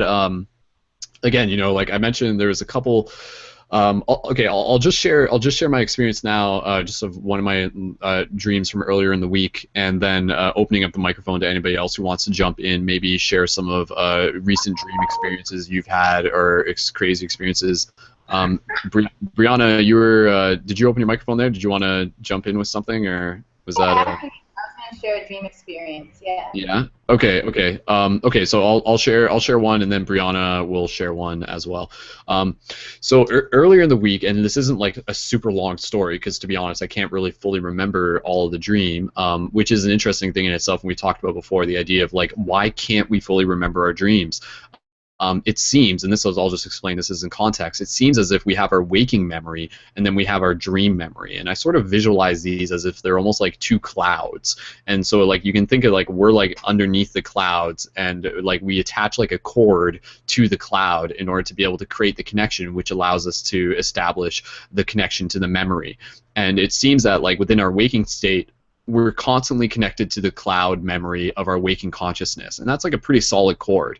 But then like within our dream state, we're like connected to that dream memory, but then when we wake up, that cord is like unplugged. And so when we forget our dreams, that doesn't necessarily mean that the memory itself is gone. It just means that our connection to that cloud has been unplugged. And so that in itself is like brings into the importance of when you wake up to be really sensitive with how much you move your physical body, because the more you move your physical body, the more likely you're going to unplug that cord, and then you're just going to be like, crap, you know, like I can't access that memory again until maybe the next time you fall asleep or something, or go into a deep state of meditation. So as a simple practical tip, again, you know, like when you wake up in the morning, don't get out of bed really fast if you're planning on writing down your dreams. Oh, and this is something really important that I'll just say here, because it's something that I sort of like haven't mentioned in a previous broadcast, and I saw somebody else mention it in a video, and it just reminded me of it. When you're doing like, okay, say at night this is like a waking induced lucid dreaming technique. So say you set your alarm at night for about like 3 a.m. or 4 a.m. and then you wake up, and then what the basic idea is, you wake up, do something for a little bit, maybe meditate, maybe move your body, and then you go back to sleep with more mindfulness, so that you kind of like fall asleep with a conscious awareness. But this is the trick, this is the kicker part, is that when you do that, make sure that you don't turn on any natural light source. So when you wake up in the middle of the night, don't check your phone.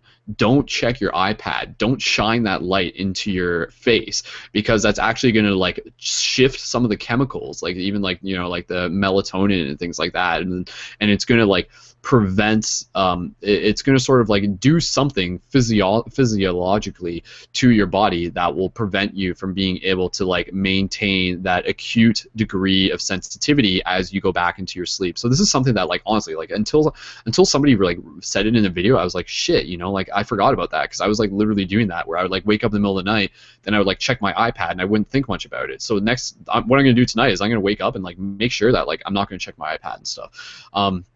So I mean, that's just like a little quick tip, is like don't shine natural light into your eyes, or unnatural light into your eyes. When you wake up in the middle of the night, keep it dark. Keep it as dark as possible. And if you're going to use any light, try using a candle light. So that's just a simple tip. So just getting into my experience, one thing that I experienced earlier in the week with one of my dreams, and again, you know, my dream recall has been pretty decent, and that's because like I've stopped smoking cannabis for the past little while. I've been cultivating my sexual energy. I've got all the elements in place, and every time I go to sleep now, I'm in that potential to like get into that vivid dream space and to remember them. But what I had within my dream space is basically I was like flying across water. And it's interesting because even now, when I'm just like noticing myself talking about it, I can feel myself like remembering it. I can feel like that connection to that cloud, like being like reconnected. And it's not just like because the memory is in the dream cloud memory, but it's also because it's been encoded into my waking memory because I wrote it down and I reflected on it. And that's, again, you know, just like a simple tip, is that like when you're recalling your dreams, the reason for writing them down is to like re-encode the dream into your physical memory. So it exists within your dream memory, and then there it's like kind of like transient and it might disappear, but when you write something down, you like re-encode it into your physical memory, where it's like more accessible within a regular state moving forward. But anyways, long story short, my dream that I had was like, it wasn't fully lucid, but it was kind of cool. And I remember myself like kind of like being in water, but then sort of like getting up out of the water and kind of like flying across the top of the surface of the water. And ultimately, it was just like a really cool visceral experience, and something that I got to just like be able to like wake up from and be like, whoa, like that was progress. Like I haven't done that in like a flying dream like that in a really long time. So like that was really cool. And again, it goes back to this idea that even though I might not have been fully lucid, there was still a part of me that was like actively understanding that like, hey, I can fly in this moment. So I mean, it's kind of interesting to observe that even though you may not be lucid in a dream, your conscious awareness of how dreams work still comes to the surface within how you interact with your dream.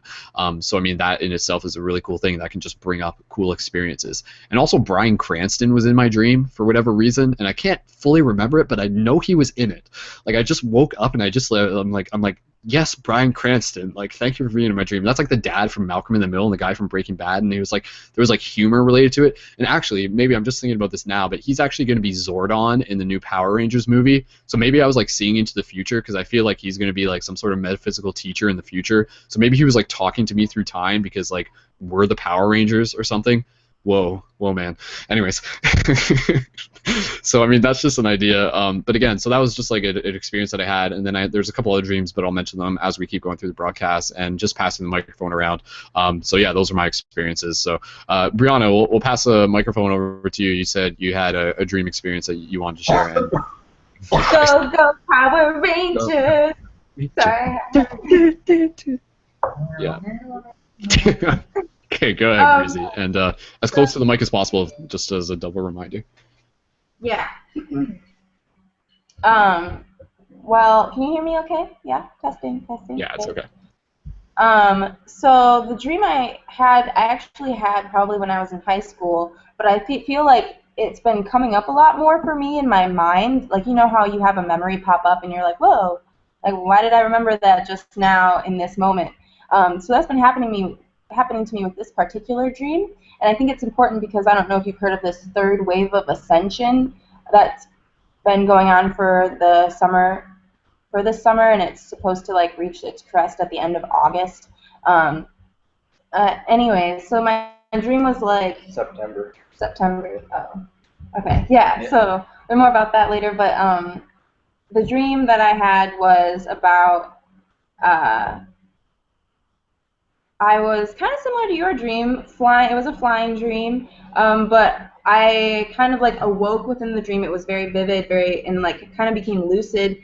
I was in this like square-shaped ship, I would say, because it was flying, but it was like, and so that's where the idea, I got like a ship, and there were a bunch of people, and they looked kind of scared and sad, and the area was gray, so like the whole dream was gray. Everything I was seeing was gray, in a gray scale tone, and it was raining, and the ship was flying somewhere. And then all of a sudden I had it in my head to start singing in order to lighten the mood, and I started singing the Let's Go Fly a Kite song. I think, yeah, it was, and we start flying or higher and higher into the sky, and the color changes, and all of a sudden it's like a burst, and everything gets really light, and everything's turning into a bunch of different colors, and we're flying in this completely different world, right? So we're in this like grayscale world, and then we're in this like super Technicolor Dreamcoat rainbow world, and everybody's singing, everybody's smiling, and we're just like flying around, and like we start flying across like this green grass area, like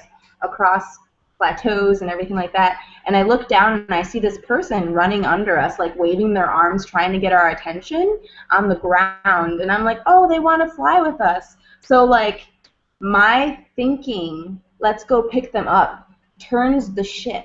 And like it's as if my thoughts are steering the ship, and we like drive down to go and pick this person up. And then my mom wakes me up and tells me I have to go to work. But that was like a dream that I had when I got home from high school, and I fell asleep, and then like my mom had to wake me up in the middle of the dream. And I feel like it's important for right now, because I've had several dreams where there's this theme where I am some sort of leader of a group of people, and there's a group of people around me, and I'm sort of like chaperoning them or showing them how to traverse a area or space. And it's been coming up a lot more where I think maybe that has something to do with this idea of being a shifter, of being a paradigm shifter, where we are helping other people literally shift their paradigms, and we're kind of guiding them through their own dark night of the soul, and like guiding them into this new reality. And I think it's kind of interesting that we should be paying more attention to our dreams.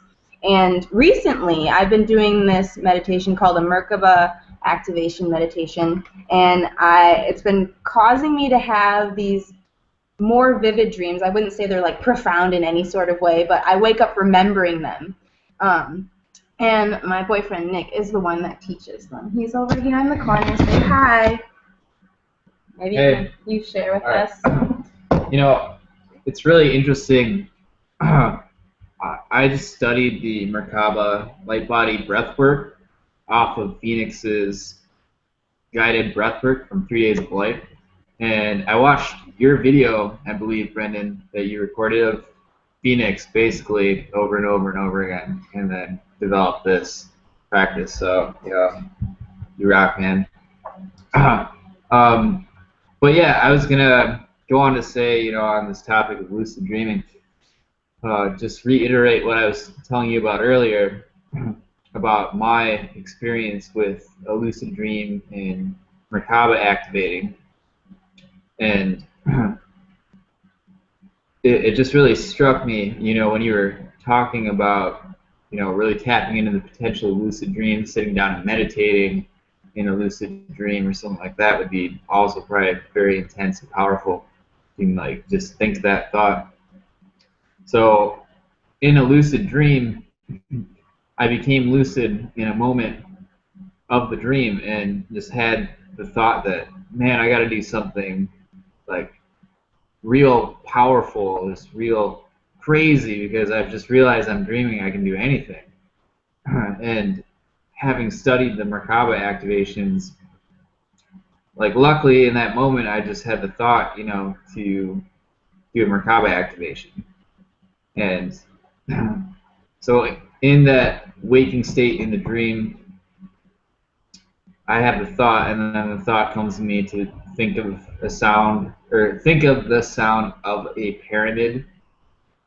And like I was saying before, I thought that was really strange. I didn't know what the sound of a pyramid would sound like at all.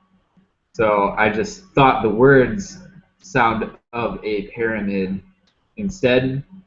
And after thinking those words, I just saw completely white, blinding light to the point where I couldn't see my body in front of me anymore, but I could feel that I was looking around in this completely just blinding, completely whited out space. And I just woke up immediately out of excitement from that and told my ex-partner at the time immediately that I just activated my Merkaba in my dream. It just really helped me to remember waking up and telling somebody about it, like, immediately. So if anybody gets the chance, try it out in their own lucid dream. If you can think of it, activate your Merkaba, see if anything similar happens, maybe something different will happen. You know, I think it'd be very profound if you also get the thought to think of the sound of the pyramid, think of the sound of the pyramid to activate your Merkaba in your lucid dream as well. It's more power for the course. Yeah, definitely, man. Yeah, like that again, what you said, the idea of like meditating within a dream is so, that's awesome. Like that is there. It's like, it's something that I haven't personally experienced, but it's something that I really want to be able to do. Again, it's like going within like dreams within dreams within dreams. But again, you know, like the movie Inception was sort of like showing us this possibility. But yeah, like you could meditate and like activate your light body within the dimension. So I mean, people talk about like activating your light body here within this physical dimension, but it seems as if, again, you know, this dream space is a place where we can train and learn and practice more about how to intricately use our multidimensional body and our multidimensional vehicles, including, you know, the Merkaba, which I'll just say super info for people who aren't familiar with the Merkaba. Again, you know, imagine like two pyramids, one facing upwards, one facing downwards, and a person sitting in the middle of that, and that is like a field that is around every single body, not just the human body, but like bodies of like encompassing mass, including the planet. And it's an extension and a variation of the toroidal field, which is like the donut shape that you see all throughout sacred geometry and something we talked about in past ones.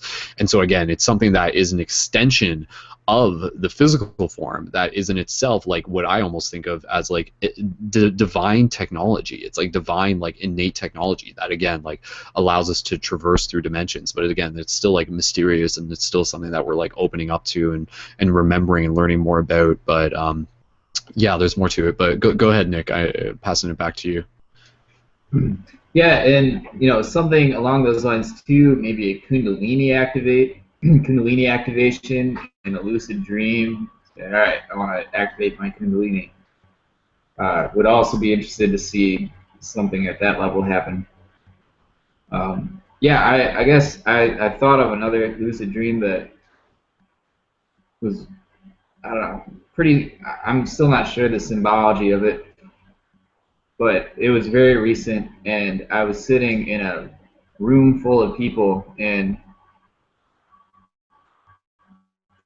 for whatever reason, there was a really cold front of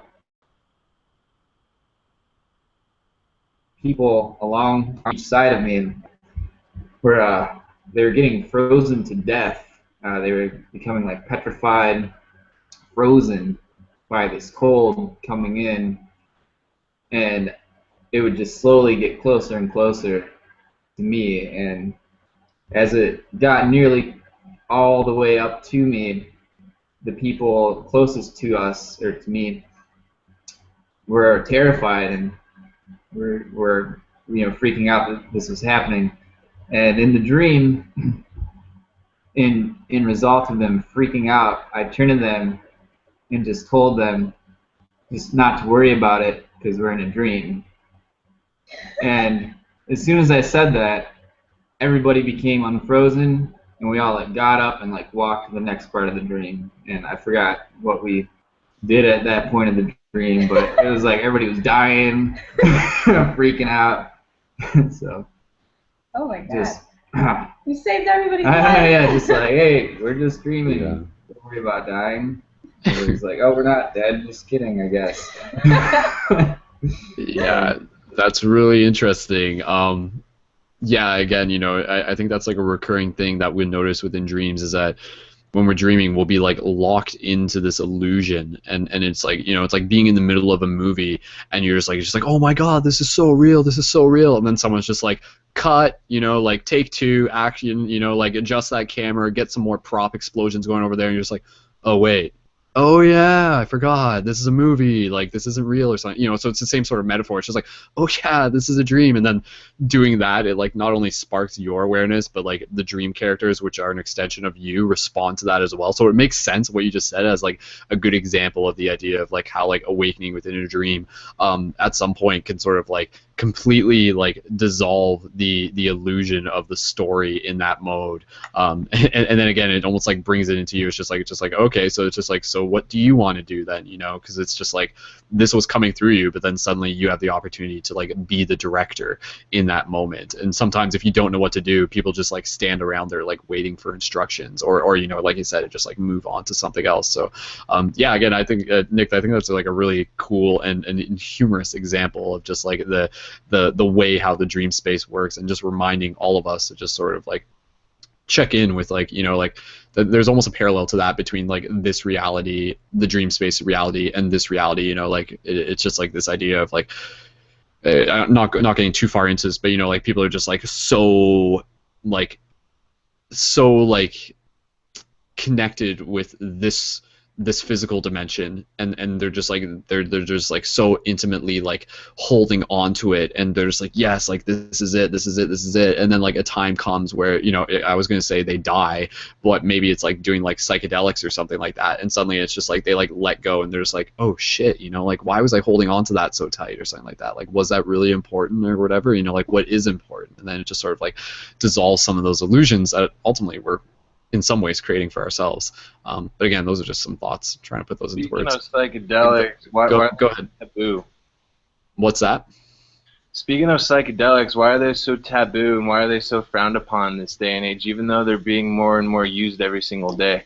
Yeah, that's a good question, and definitely we have talked about psychedelics on numerous occasions within this broadcast, previous broadcast, because again, just for people tuning in at this point, there's that, from what I feel, a very important dots to connect between the experiences of psychedelics, dreaming, and even life beyond death in that sense. But yeah, like definitely, I mean, there's many answers to that question, but you're right. Like, is it in some way because like people don't want other people to be like awakening to other aspects of this reality, or is it just consciousness sort of like playing out this story in which if they were completely acceptable, then like it would completely change everything, and we're just not at that point yet. But maybe we are moving back into the point where they are becoming more common, they are becoming more accepted, and I feel that is the case. Is that like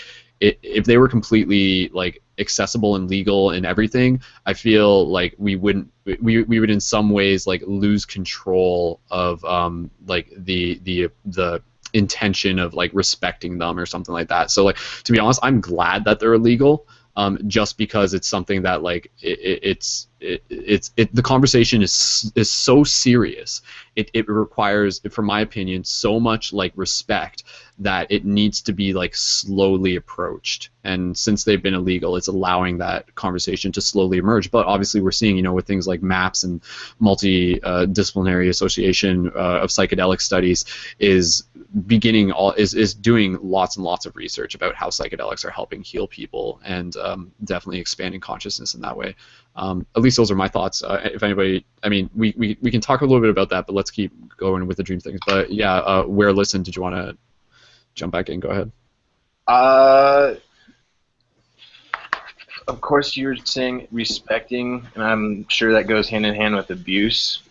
And I smoke a lot of pot. I live in Colorado, for gosh sakes, but I feel like there's certain chemicals that are looked upon as, I don't even know. I don't want to advocate anything. I just wanted to see your opinion on psychedelics, because I kind of have a weird issue with myself. I have scoliosis, and when I try to meditate, it could just be an excuse. I need to work out more. But the point is, I've had a different experience with altered states of mind and psychonautics. Some would call them not very virtuous, but with what I've seen and experienced, I think it's rather important. But it's not for everyone, and like I said, I'm not condoning the use of anything. I am condoning, however, exploring your mind and not just closing it off and throwing it in the trash and just thinking it's bad. That's just confinement. It's no, but yeah. I don't know. I don't know.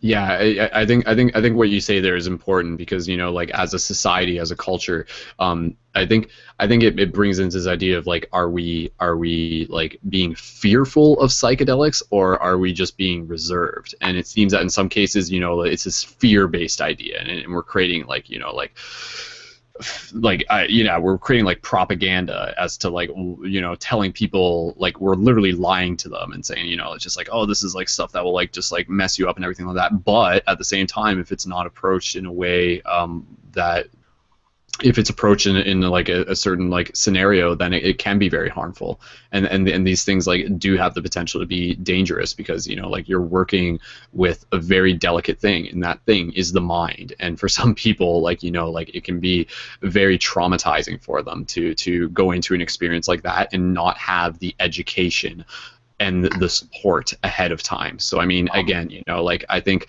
it's good that psychedelics are illegal, just in the sense that like it's allowing us to sort of reflect more on like, okay, if we do want to make them legal, how are we going to do it, and like let's do it in a way that's going to be like really like appropriate and safe as well. Because I mean, ultimately, like I would hate to see a reality where it's just like, earlier today mushrooms were legalized, and then a week later it's just like people getting hurt and stuff like that, like it's so yeah. That's what you've been going slow. Safe and slow, and I feel like that's what consciousness is doing in a sense, So it's got orange written all over it. Yeah. Hey man, Kyle, go ahead. have an idea here that I wanted to bring up last time too, but I don't know, I just never got around to doing it. I was gonna say, man, check this out. Sometimes I have a hard time. Like, I don't think I have a hard time dreaming, because I have a good time dreaming. It's just the recall. Some of it is, and for others out there that sort of have trouble recalling their dreams in the morning, but like, that spot where you're like, oh, I know I dreamt, like I know I had a dream and that it was kind of intense, and then just moments later it's like, boop, it just flutters away in the wind, like, like trying to catch smoke. You're like, no, And one thing is that like sometimes I'll wake up and I'll be like, I think some of this might be like residual army stuff, but for me, like I wake up in the morning and I'm like, the first thing I think is, what am I doing? All right, I gotta work out. I gotta go to work at 4. I've gotta go to work at 4. I should get there early. I gotta be there a little bit early, blah, blah, blah. And I'm like, whoa, hold on, wait. What was I just doing? Wait, what was that place? Who were those people? Who was that girl, you know? Like, you have to start, instead of waking up and being like, okay, let me jump into all the schematics of the day. What do I have to do? And trying to, like, instead of doing that, being like, all right, let me take a second and just be clear and calm. Sometimes it's hard to be clear and calm in the morning, I guess. You know, I don't know. You know, like I said, something like maybe that's like residual army stuff for me or something, but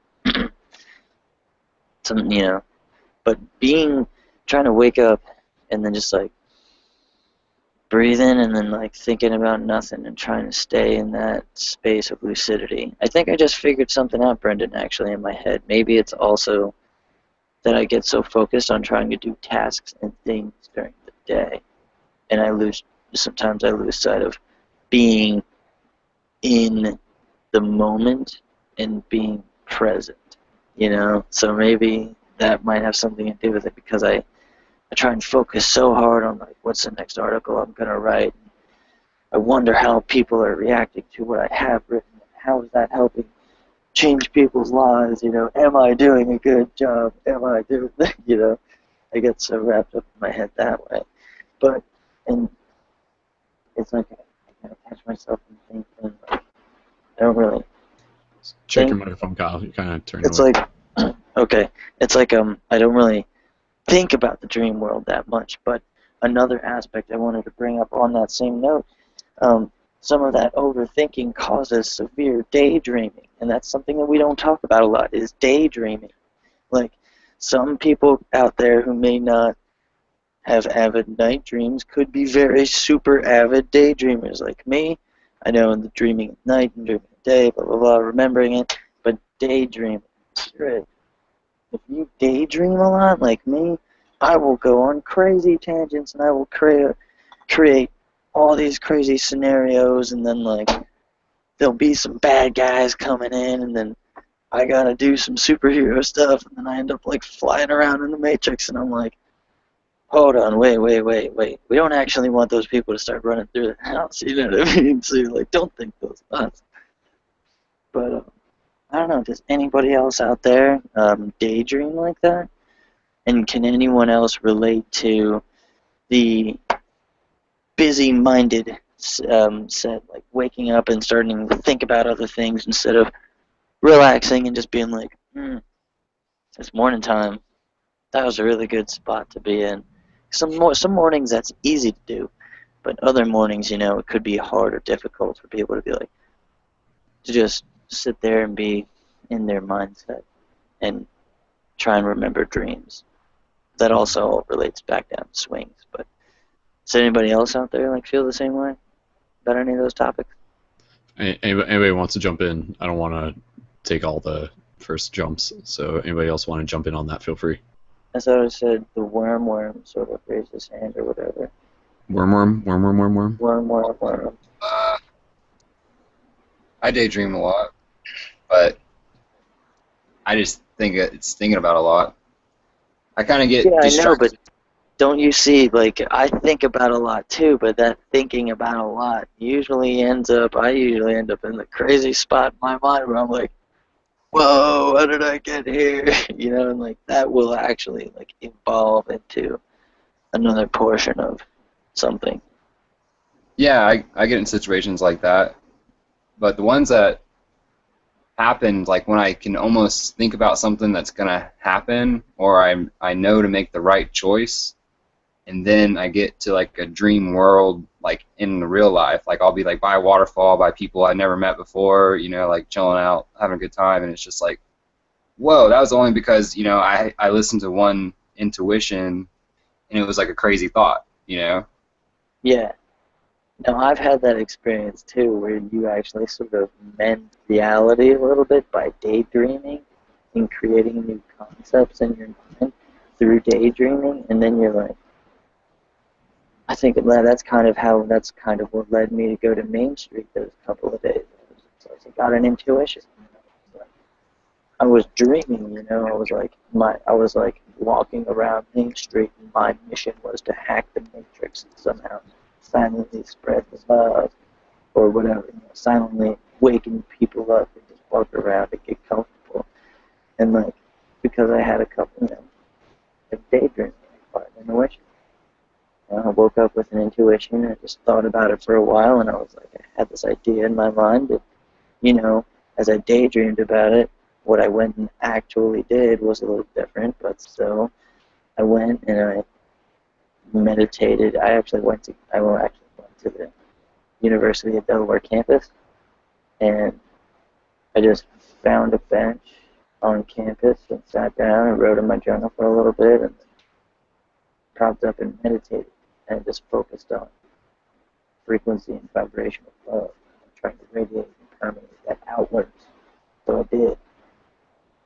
And like love and awakening consciousness, vibration, high frequencies. And then that evolved into eventually visualizing and reaching all the way out to like the furthest reaches of campus and the furthest reaches of Main Street, and taking that whole entire environment, just me and everyone inside of it, you know, just me sitting there and cranking the vice, lowering the gain, increasing the clarity, turning this knob and turning that knob, and equalizing everything out. It's like, just like made a new frequency there and brought everything up. So, and like, I think that's what I did.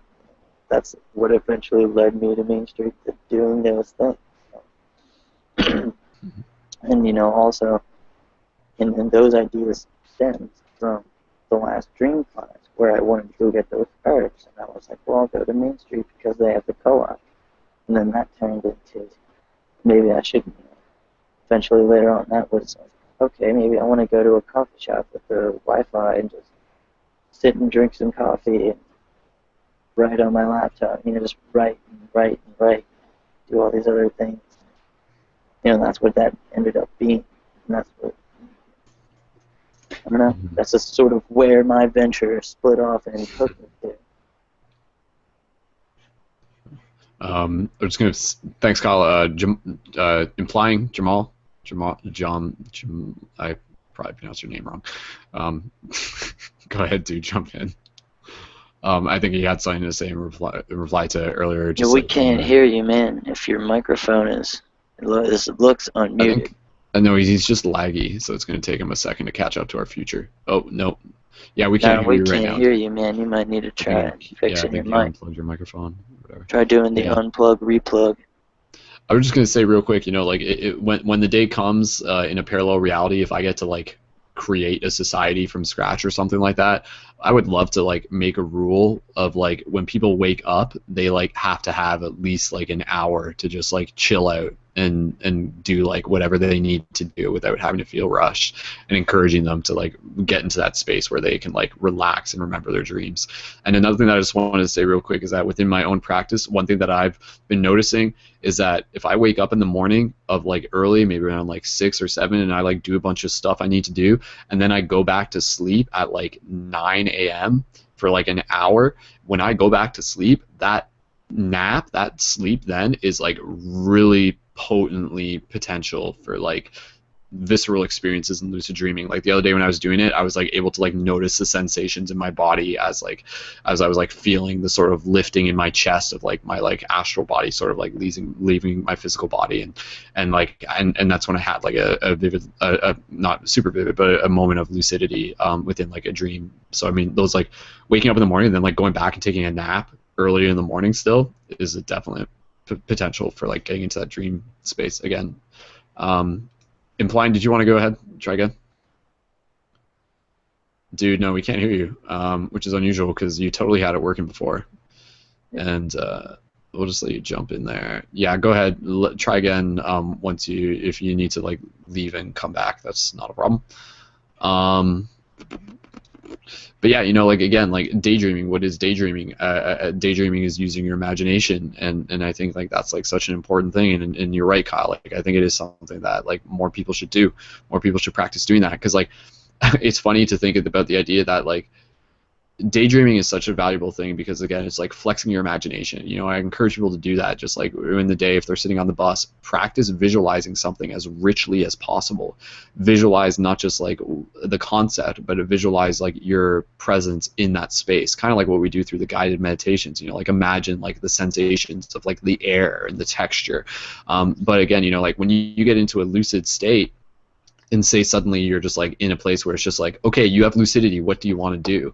For someone who may not avidly practice their imagination, it wouldn't be uncommon for them to just be like, crap, I don't know, right? Whereas like say someone who spends a lot of time daydreaming would be like, dragons, give me freaking dragons, man, right now, let's do this, woo, woo, woo, and then it's just like, boom, and they're just like riding that imagination train, straight to imagination land.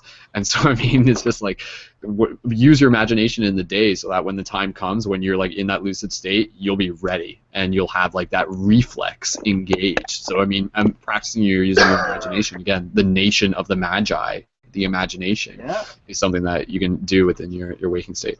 Yes, we can hear you now. So go ahead, dude, jump back in and really, yeah, whatever. Okay, yeah. Okay, cool. Can you hear me now? Yeah, it's loud. Can you hear me now? We can totally hear you. Go for it. All right, so back to what Kyle was saying earlier. Back to what Kyle was saying earlier about the whole daydreaming thing and like kind of interconnecting your consciousness within daydreaming. Sometimes I'll find myself walking about, doing my own tasks or whatever, and then kind of going into this daydream mode where I'm like tapping into my unconscious mind, so to speak, while still adhering to a conscious like system of language. And I'll do this and interact with other people while also being aware that they're also kind of in this in-between world of like conscious mind and unconscious behaviors, because like really what our unconscious behaviors are what we create consciously, kind of recycling itself to say, okay, you do this, you do this, you do this. And so realizing that I kind of create in my own mind space, my unconscious mind space, a world where I'm able to interact with other people's unconscious mind space through my conscious actions, and kind of bridging the gap between the unconscious and unconscious world between both of us. And pretty bizarrely, that's where the whole synchronicity thing comes from. A lot of synchronicities line up when I start to be in that sort of state of mind. So I think we are definitely daydreamers, and like it's like we're constantly in the dream world while still being here. It's like we have multiple beings across all these different dimensions, and we're just like spread across this vast network of information and beings and consciousness and energy and all sorts of crazy, magical, wonderful things in our day-to-day lives. So yeah. I actually have a comment on this daydreaming concept. Keyblade, welcome to Dream Class. Go ahead, man. Jump right in. Yeah, I was just watching. I just wanted to say something. I've been like doing astral projection stuff. Well, I've been like looking it up and like doing stuff like that. But I only get the vibrations when I'm daydreaming. Like when I'm laying in bed. Like as soon as I start daydreaming and like not thinking about like actually trying to astral project, like I'll catch myself daydreaming and then I'll catch the vibrations. But then as soon as I realize it, then it goes away. Like I've only had like 2 like astral projections where I've like gotten out of my body, and like it's only been that, like after I get through that, but it's only like when I'm daydreaming. I don't know why. Any comments on that? Anybody else feel that way? So like when you're saying daydreaming, like do you literally mean like taking a nap during the day, or no, like just when I'm falling asleep, like when I go to sleep at night, I'll just like lay there and like try and keep still, and then I'll end up daydreaming or like just doing, I don't know, just thinking in my head about something, and like it inspires into something like a dream, but I'm not dreaming yet, and then I'll end up having... Have you ever heard of the concept of gnosis? No, what is that? I'll look it up. It is a lot like putting oneself in a kind of in-between state of being awake and asleep, and kind of like consciously, doing things from there. It sounds a lot like what you're speaking about, actually. Yeah, I've never had like the words to search it up. I don't know like what to do because that's the only time I get vibrations, and like it's just weird. I can't like force it. It just like happens. Mm-hmm. Yeah, that's pretty similar to like what I was noticing when I was talking about falling asleep. When I would like wake up at like 7 a.m. and then do stuff and then go back to sleep at like 9 a.m.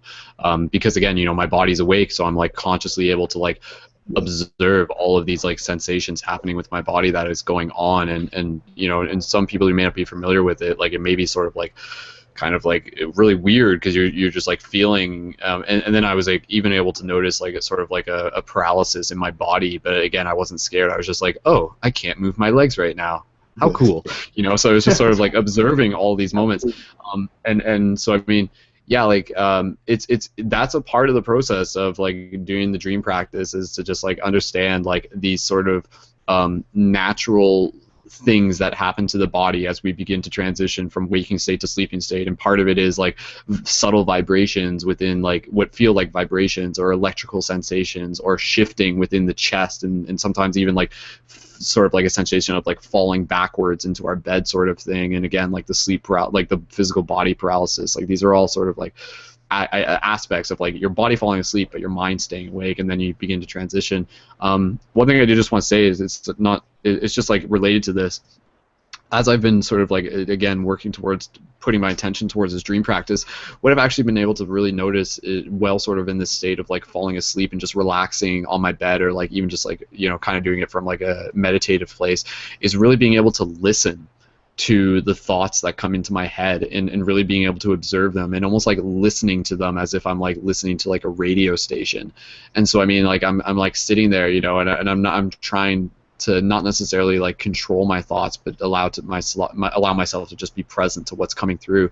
And then I'm like hearing certain ideas come through, and I'm just like, oh, that's interesting, and then like it's because again, it's just like that subtle difference between projected thoughts and received thoughts, which I feel is just like an important thing that relates back into meditation in general. But yeah, it's just something that I was able to notice like as I've been putting more attention to my dream exploration process, I'm able to like more actively be able to listen to the information coming through me as I'm in that state, as I'm falling asleep, which is interesting. I mean, if anybody has a comment on that. And just going back to just 1 second, and I was just going to say, Jamal, when you were saying earlier, when you were using the term gnosis related to like that particular state, I'm not exactly clear what you're referring to, or I just forget it in this second, but I know what you said. Gnosis to me, again, the word gnosis means knowledge through experience, and Gnosticism is very well known for talking about the esoteric sciences related to lucid dreaming and astral projection. And there's some books that I have related to that, and there's a PDF that I have. If people want a interesting PDF, double check with me, because I do have a version of it, but you'll just have to send me a private message. But it's all about like, again, like the science behind the lucid dreaming practice, and Gnosticism is like an esoteric, it's like not just like one group, it's like sort of like an approach to being able to direct knowledge through experience. And a big part of it definitely does focus on like the lucid dreaming, astral projection. But Jamal, maybe you had something that you picked up from a source in particular that referenced gnosis differently. So not to say what you said was wrong either, but just sharing my interpretation of what Gnosticism is, because that was like one of my introductions to lucid dreaming was through like the Gnostic Association, which talks a lot about lucid dreaming and astral projection and everything. Yeah. It's basically just exactly that, what I was saying, yeah. Yeah, so Gnosticism is sort of like the encompassing study, opposed to like one particular aspect of it. But yes, it does include like aspects of like studying dreaming and lucid dreaming and astral projection. But Gnosticism gets into a lot of stuff. Gnosticism in itself, like as what's interesting about Gnosticism, if people start looking it up, is that it really takes like all these different ideas from various cultures and various religions, and it looks for the commonality, and it looks for like the consistency, and it really connects the dots in that way. I have some old presentations from Gnosticism, Gnostic London, that I may actually re-upload in the future that get into some really deep stuff as well. It gets really into like the psychology of the mind and everything as well. But yeah, Keyblade, just passing it back to you. If you had anything you want to share, or actually, does Kai? I'm not. Okay, we'll just kind of open things up here. I'm not sure if Kai had something to say. If you were raising your hand, Kai, but I know we haven't heard from you too much. But if anybody else wanted to jump in, or okay, just between Jamal and Kai, is that? I'm not sure if you want to say something, but if you do, but yeah, okay. Let's just trying to think. Just testing my audio. Can you hear me? Yes, we can hear you. So yeah, did you want to jump in? Is it possible? It sounds okay. Okay, good. Your bandwidth is holding up, so. Yeah, if my bandwidth doesn't kill me, because I think the video's gonna freeze right now. Yeah. Like the video's choppy, the audio is a little bit choppy. Yeah, if you want to turn off the video. Because my video is choppy. Yeah, that does make a difference. So go for it, dude.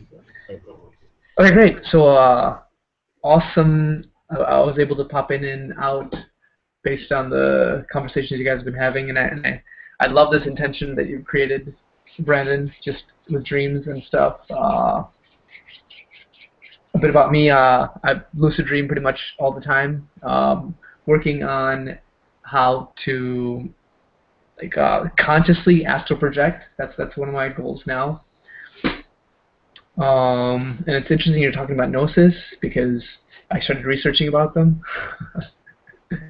And to touch back on what you guys were saying before, I think Brice was talking about it, just or maybe Kyle too, just how if people could just focus on. If everyone in the world could focus like, on thinking one thought at the same time.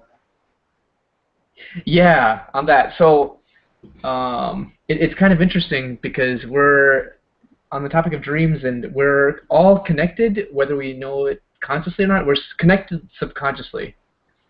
So dreams actually connect us. So now that I was thinking about, if we were all dreaming at the same time, what would that be like? So what if we could all sort of lucid dream at the same time? Exactly. Dream state do the same thing. So what's interesting is dreaming. I go to the School of Metaphysics, and we practice like applied metaphysics there, and dream interpretation is one of it. So if you're thinking about holding an intention, that takes conscious effort. Remembering a dream takes conscious effort. Dreaming is an autonomic function of the subconscious, as far as I understand it. So dreaming basically takes no effort. Maintaining a certain intention takes willpower, and not everyone's willpower is built up, and it takes a lot of effort. And I commend you, Brandon, for doing like you said, like you're cultivating your sexual energy and stuff, and that takes a lot of willpower. And I'm actually experimenting and stuff like that. It's like ancient Egyptian like methods, which it's not that it's hidden. It's just not easy to access the information. It's not readily available. But there's a universal truth: seek and you shall find. And I've just been exploring and finding so much information. It's ridiculous how much information is out there if you actually look for it. But if you tell people to look for it, they're not going to look for it. So that brings me down to the key thing in dream interpretation. As a school of metaphysics, we practice dream interpretation as a responsibility. So it's the soul giving us a message. And it's by interpreting the dream and seeing how it applies to our life that we're actually listening and communicating with our subconscious. It's one way we're communicating. It's like a way that everyone has, if you remember your dreams, to be able to communicate. So it really is taking responsibility. So imagine if everyone remembered the dreams and actually was participating in dream interpretation and saw how they were, like how their dreams were impacting their real lives. That would really change the world. But I think that's going to take a lot of effort, because a lot of people that I've encountered, they don't see a purpose in their dreams still. Like nightmares are supposed to be, it's supposed to be guidance in saying that you're pretty much going off your purpose. So just to get back on track. But most people they don't even listen to their nightmares or their dreams. They just decide to take sleeping pills and sleep through it, and their body is slowly but gradually just breaking down. One of the things that I wanted to discuss is how can we be more creative in terms of opening up the general public just to be interested in topics, in discussing topics like this, like dreams, because right now, us just being together, holding this intention, because this takes willpower. You know, we're up at night, we have shit to do, but we're here talking about dreams, which is awesome. But how can we get people to do that in like natural conversation?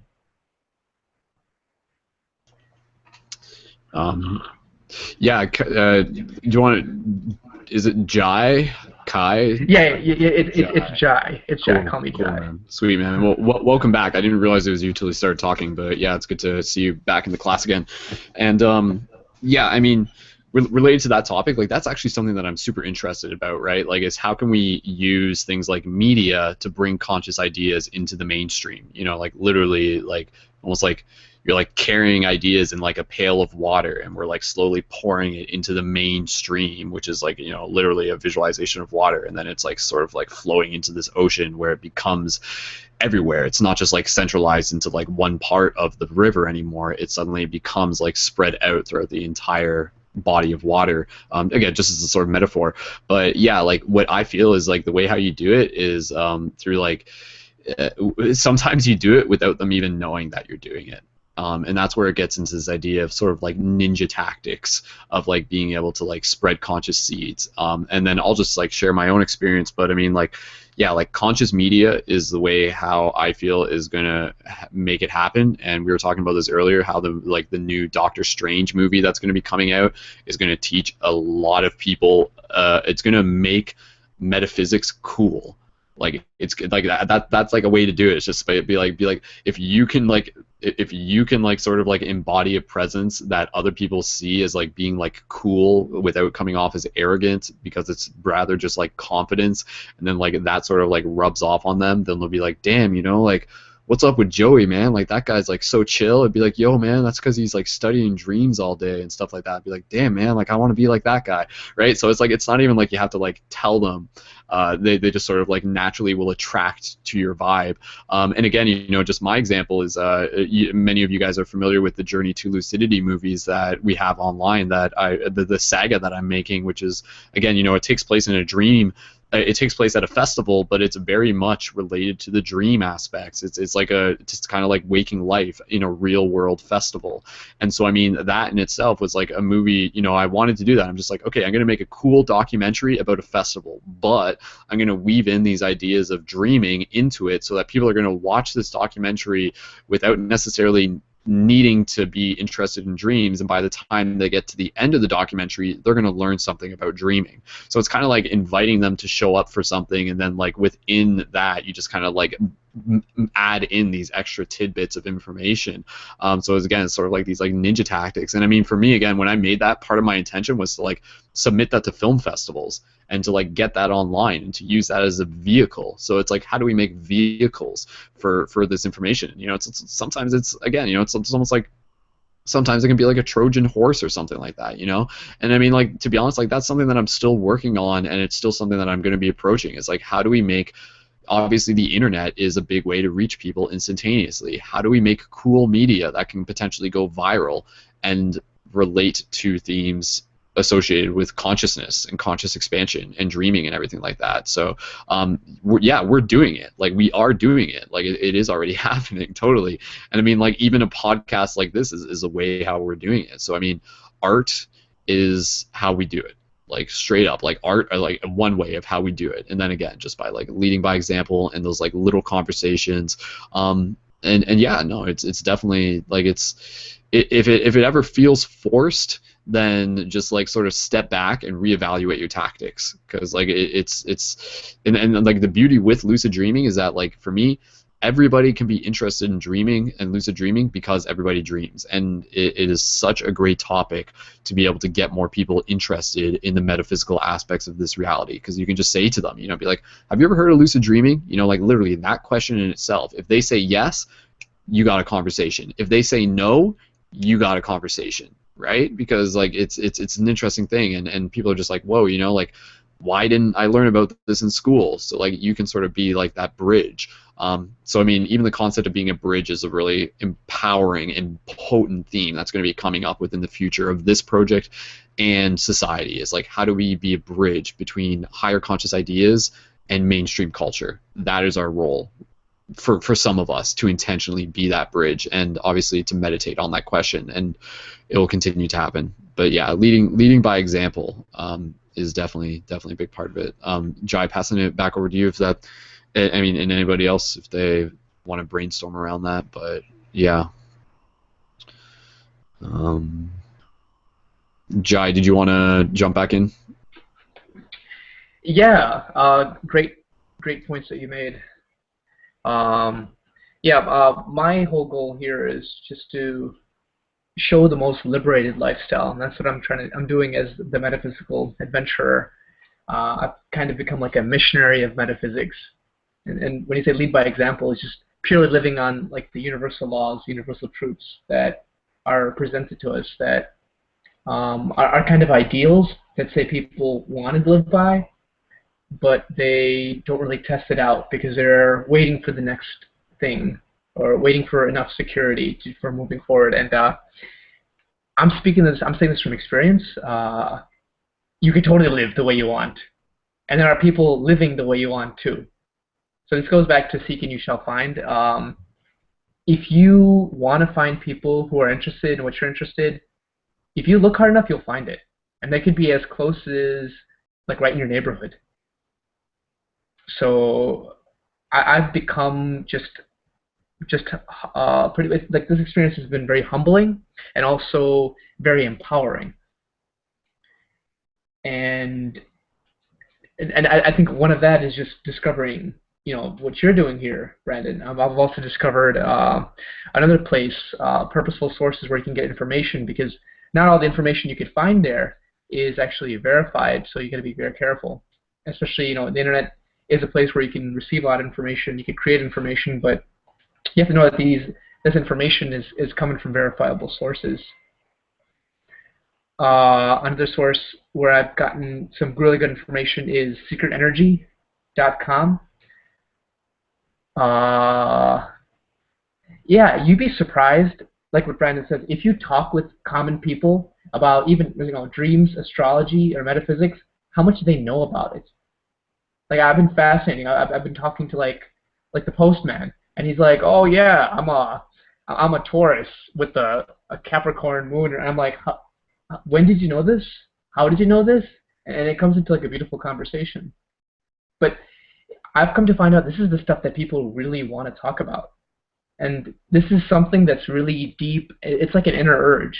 It's your soul wanting to connect in a non-physical way, because that's really what love is. It's non-physical. It's connection. It's just energy that's meant to be shared. And I think finding these creative ways in, I don't want to say like breaking down someone's shield, because there's a lot of people who are just skeptical, but just inspiring their creativity. You know, just doing something that is going to get them thinking, hey, this is actually pretty cool. I think that's where we should approach.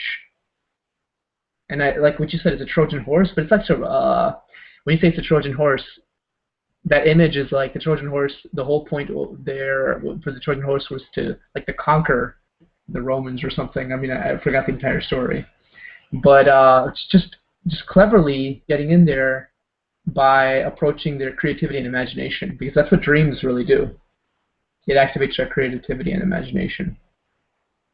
So that's what I have to say. Yeah. Anybody else want to jump in? Feel free. I mean, we can definitely. There's a few other topics that we still got time to branch off into, but. Yeah, man, I wanted to get at the herbs. What's that, Kyle? So just check your mic. I wanted to get with the herb story of going into Newark and getting the herbs and all the aftermath of that. And I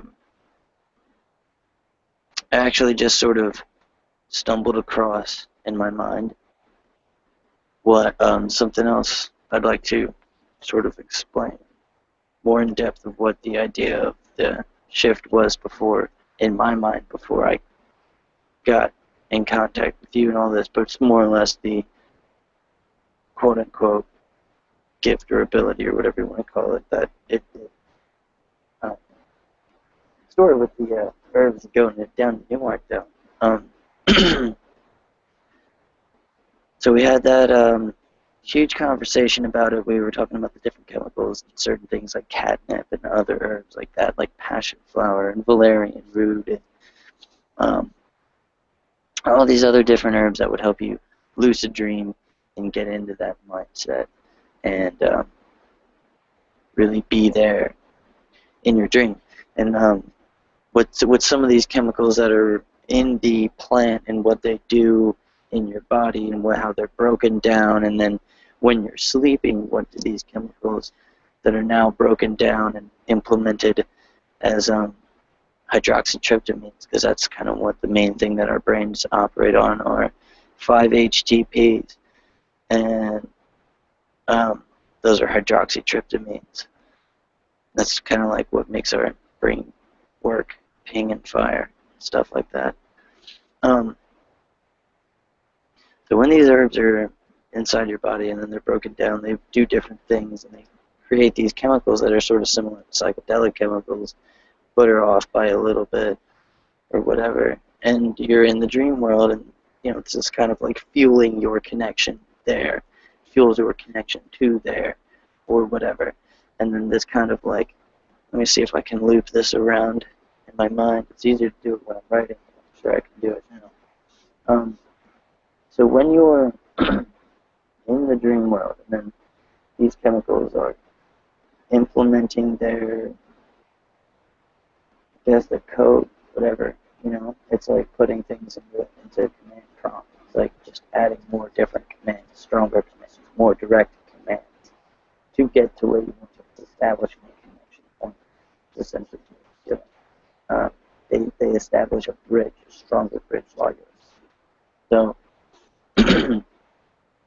that brings you into this area, and I had some good success with that. I ended up having some really crazy, super vivid dreams.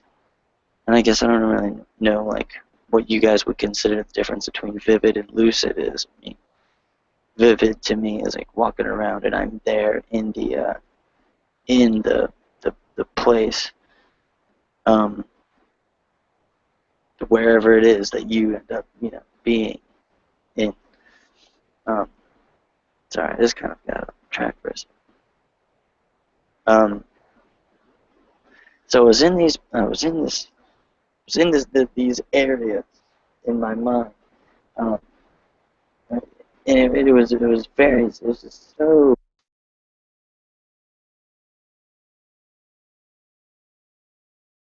Oh, did we just lose Kyle's mic? Yeah. My bad. It's I don't know what happened there. Okay, yeah, my bad. Go ahead. Kyle, go ahead. I was just going to say, after this, we'll throw it off to Breezy, because I know Breezy's got to head out in a minute, but go ahead, Kyle. Okay. So I was walking around, I'm in this area where there's these shops, like a shopping mall. And then I got this sense of like, all right, now I'm about to move in and I'm going to be there. I'm going to exist for a little while. And that kind of relates back to what the shift is in my mind from when I was like in high school and figured all this out.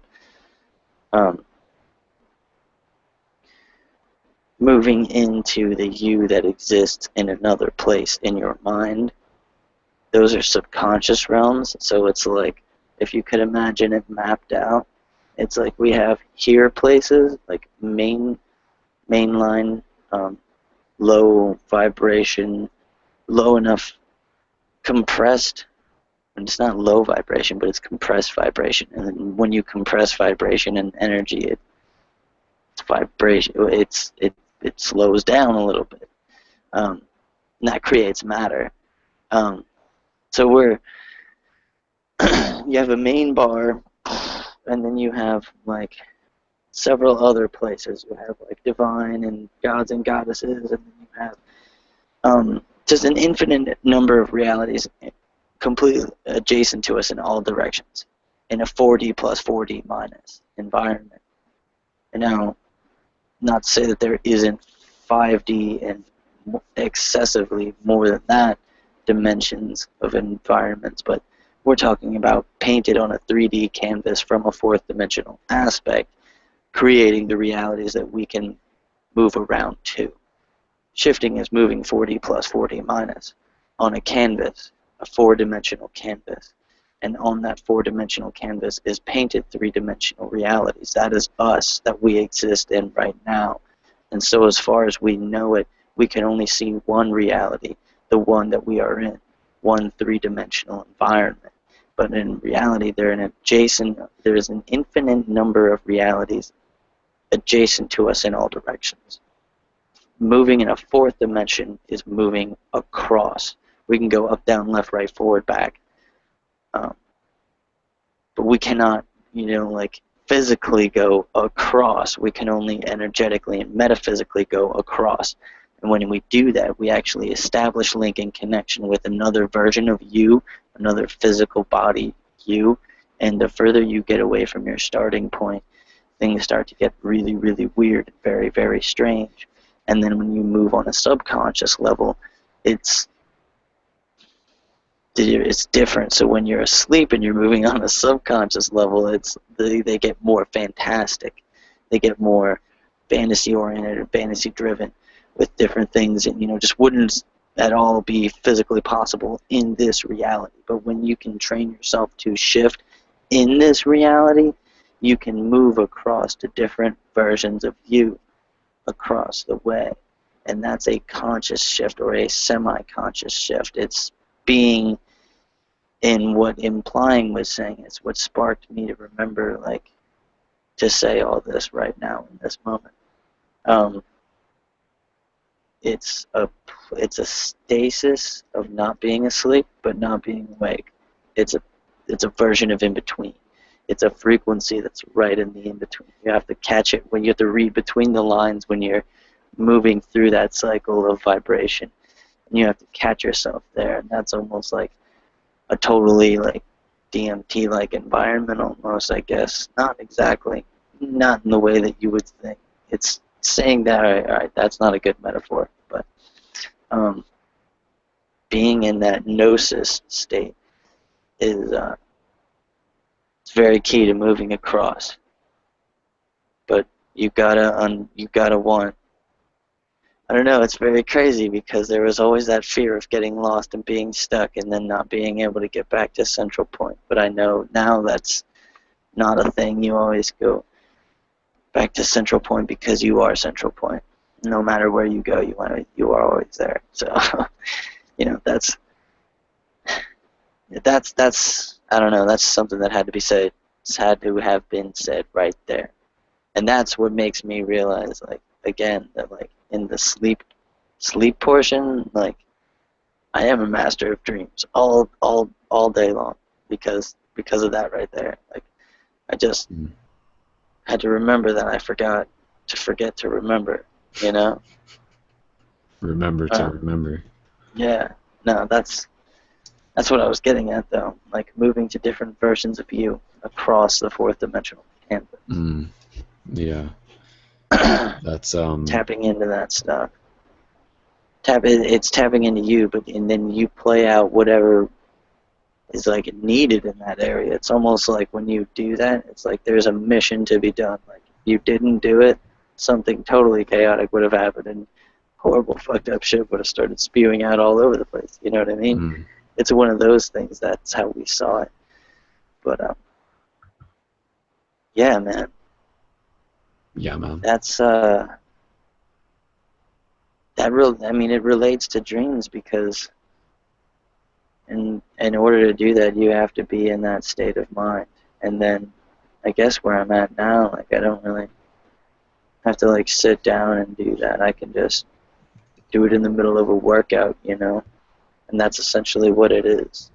Shifting yourself and your perspective back into that highest affirmation of self-love that you could possibly manifest in that moment.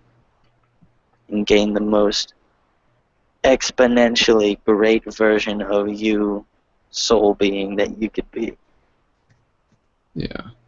Yeah, man. Like integration between like higher versions of ourselves with like this physical form through the amalgamation of the dream space. It seems that like the dream space is this place where we can like literally like download that into our experience so that it can be like incorporated into our awareness of who we are now, to be like, I am not just like the me here on this physical dimension. Like I am the me here who is my like daily meditation, man. All of these magnificent things within the dream space as well. Like we are the totality of our experiences, so much more than we just commonly think we are within this reality too. I like that. Man. Well. It's like that. It's just that constant urge to like that. That literally is my daily meditation. Like to become your fuller self. Yeah, to integrate me as, you know, my highest frequential vibration, my highest transcendental form possible. And when my buddy, well, I'll leave unnamed because I know he'd probably go, "Oh, you said my name on the internet, man." But he will remain unnamed. He's the guy that I don't know. He's the guy that like I don't know. He's my best friend. Dude. He's awesome. The guy that, you know, we went through like magic, like integration, like learning all this stuff together, like being like pupils and going through all these different phases of awakening. You know, it was like a simultaneous thing. Yeah. Cool. Buddy of mine, yeah, he had we called them aliases because I thought I was the only person, but he had it too. It's a version of you that it was just unnamed to us. He told me about, you know, his alias. It was like, you know, it was basically just a depiction of a higher self. Yeah, that's what that you thought of in your mind, you know, and like it was like this dark, mysterious thing, you know, like to us. But now it's like no, you should work to integrate that to you. Like that's what I do. I strive to integrate my highest version, my highest frequential portion of me. There's never a stop for the yearning of knowledge, wisdom, understanding, great being. Totally, man. Cool, man.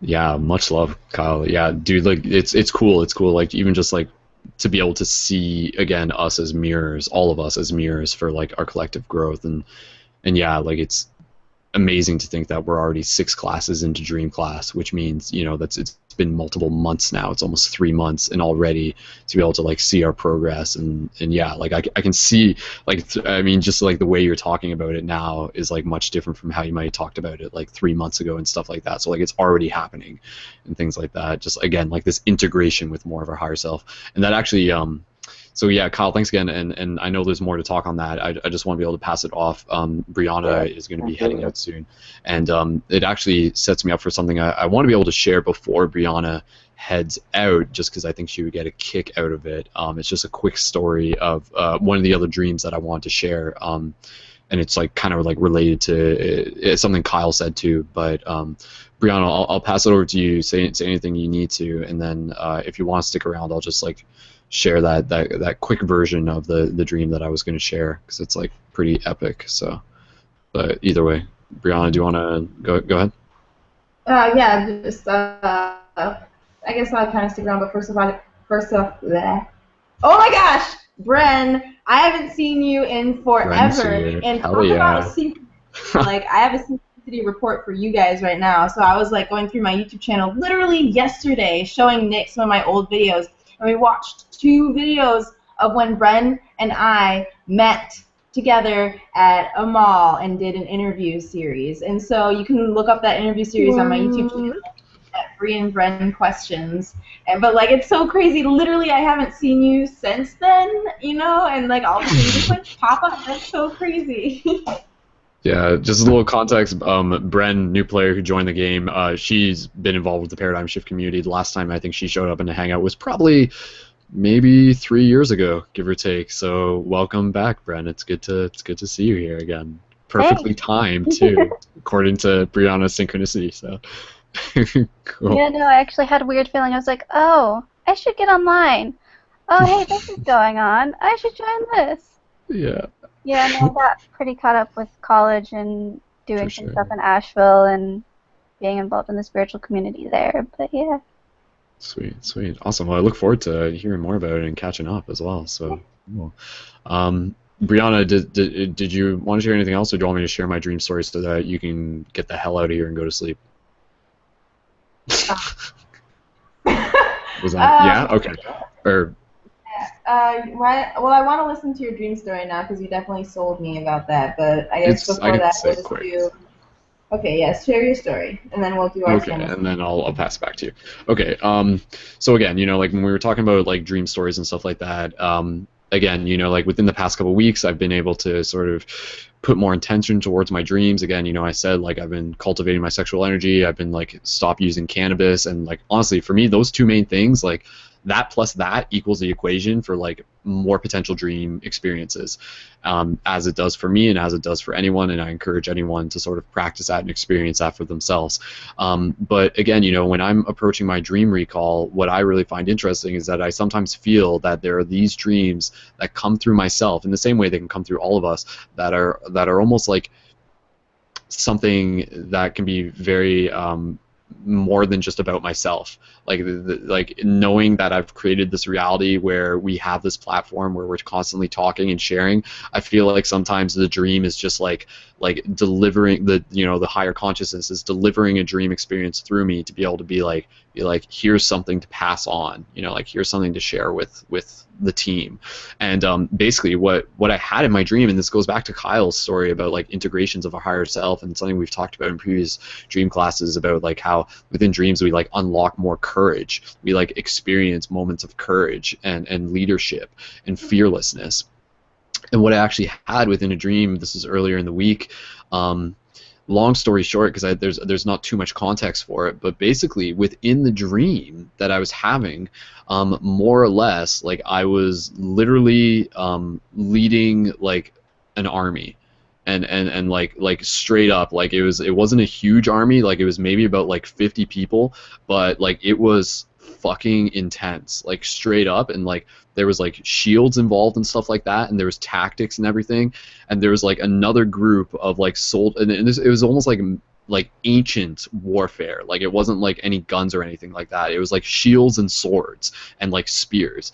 And so like basically like one of the key things that I just remember is that like there was just like this moment where we like flanked the other army, and like I was like literally just kind of like giving directions, and everyone in like formation was kind of like moving in and setting up our shields and just kind of like moving forward, and like there were like spears coming at us and we were like deflecting them. But for what I noticed in that moment was just like, as much as it was just like, oh, you know, usually within dreams it's just like okay, you're in a dream, and sometimes it can be really real, which means you can have a real experience, and sometimes that can be really scary, and sometimes you have like, you know, you get freaked out about things. But like within that moment, like maybe it was because, you know, I've played like so many video games and seen so many movies, but like I was like literally like fearless, and it was so interesting for me to wake up from that and to be like, holy crap, you know, because based on my imagination, like that was a real experience, and like I was like evidently like in front of certain death, you know, and yet like here I was like in this moment. And again, you know, this is like me seeing another part of myself, which to me is something that is very exciting and interesting to talk about, because I haven't talked about it too much in this, but you know, like I feel like many of us have lived past experiences of like warriors, and not just warriors within war, but like the warrior archetype and everything. And you know, maybe this is like evidence of like a past life within my own personal experience, but it was just something really fascinating to be able to experience like that fearlessness in that moment of me being able to like lead this army, yet again, you know, just like bringing it back to this idea of just like parallels of what we're doing here as a team. And honestly, like for me, it's just like, holy shit, you know, like I love you guys. And like for like seriously, like if the situation comes up, like I would go to war, I would go into war with you guys. Like I would be, you know, like willing to like step into the place to like lead us on the front lines if no one else was like ready to volunteer and step up and stuff like that, you know. So like, and I already feel like that's what we're doing. You know, I feel like we in a lot of ways, like society is just like, be like, oh, don't be different, like it's not worth your time, like stop like trying so hard, go like do like eat some Coke, you know, have some Coca-Cola and eat some chips or something like that, don't waste your time. But like meanwhile, here we are, is what we were talking about earlier, like we are like the vanguards, like we are the ambassadors for consciousness, and sometimes that takes courage. And I think for us to be able to like step into that fearlessly, like even to approach that as like we're stepping into the fields of psychological warfare in a sense, and not to say that it's like a negative or something like that, but it's just like it is calling us to be able to approach things from like the idea of knowing that like in order to succeed we have to work together, and we have to be fearless, and we have to like trust each other, and we have to like move into things with intention. And so I mean, within my dream, like as much as that was about like warfare, it was about like so much more, and it was just like really cool. And like even just like talking about it now, I'm like kind of like I can like I'm like kind of like shaking right now. I can kind of feel it. So it's just like, because it's like bringing me back to that experience and everything. So I mean, yeah, it was a dream, but like now that dream is like a real experience for me. So I can be like, yeah, like, you know, like I remember that, like because I, you know, I'll just say this real quick and I'll just pass it over to Brianna. Somebody asked me this before, and I've said it again in previous classes. It's just like, what makes something real?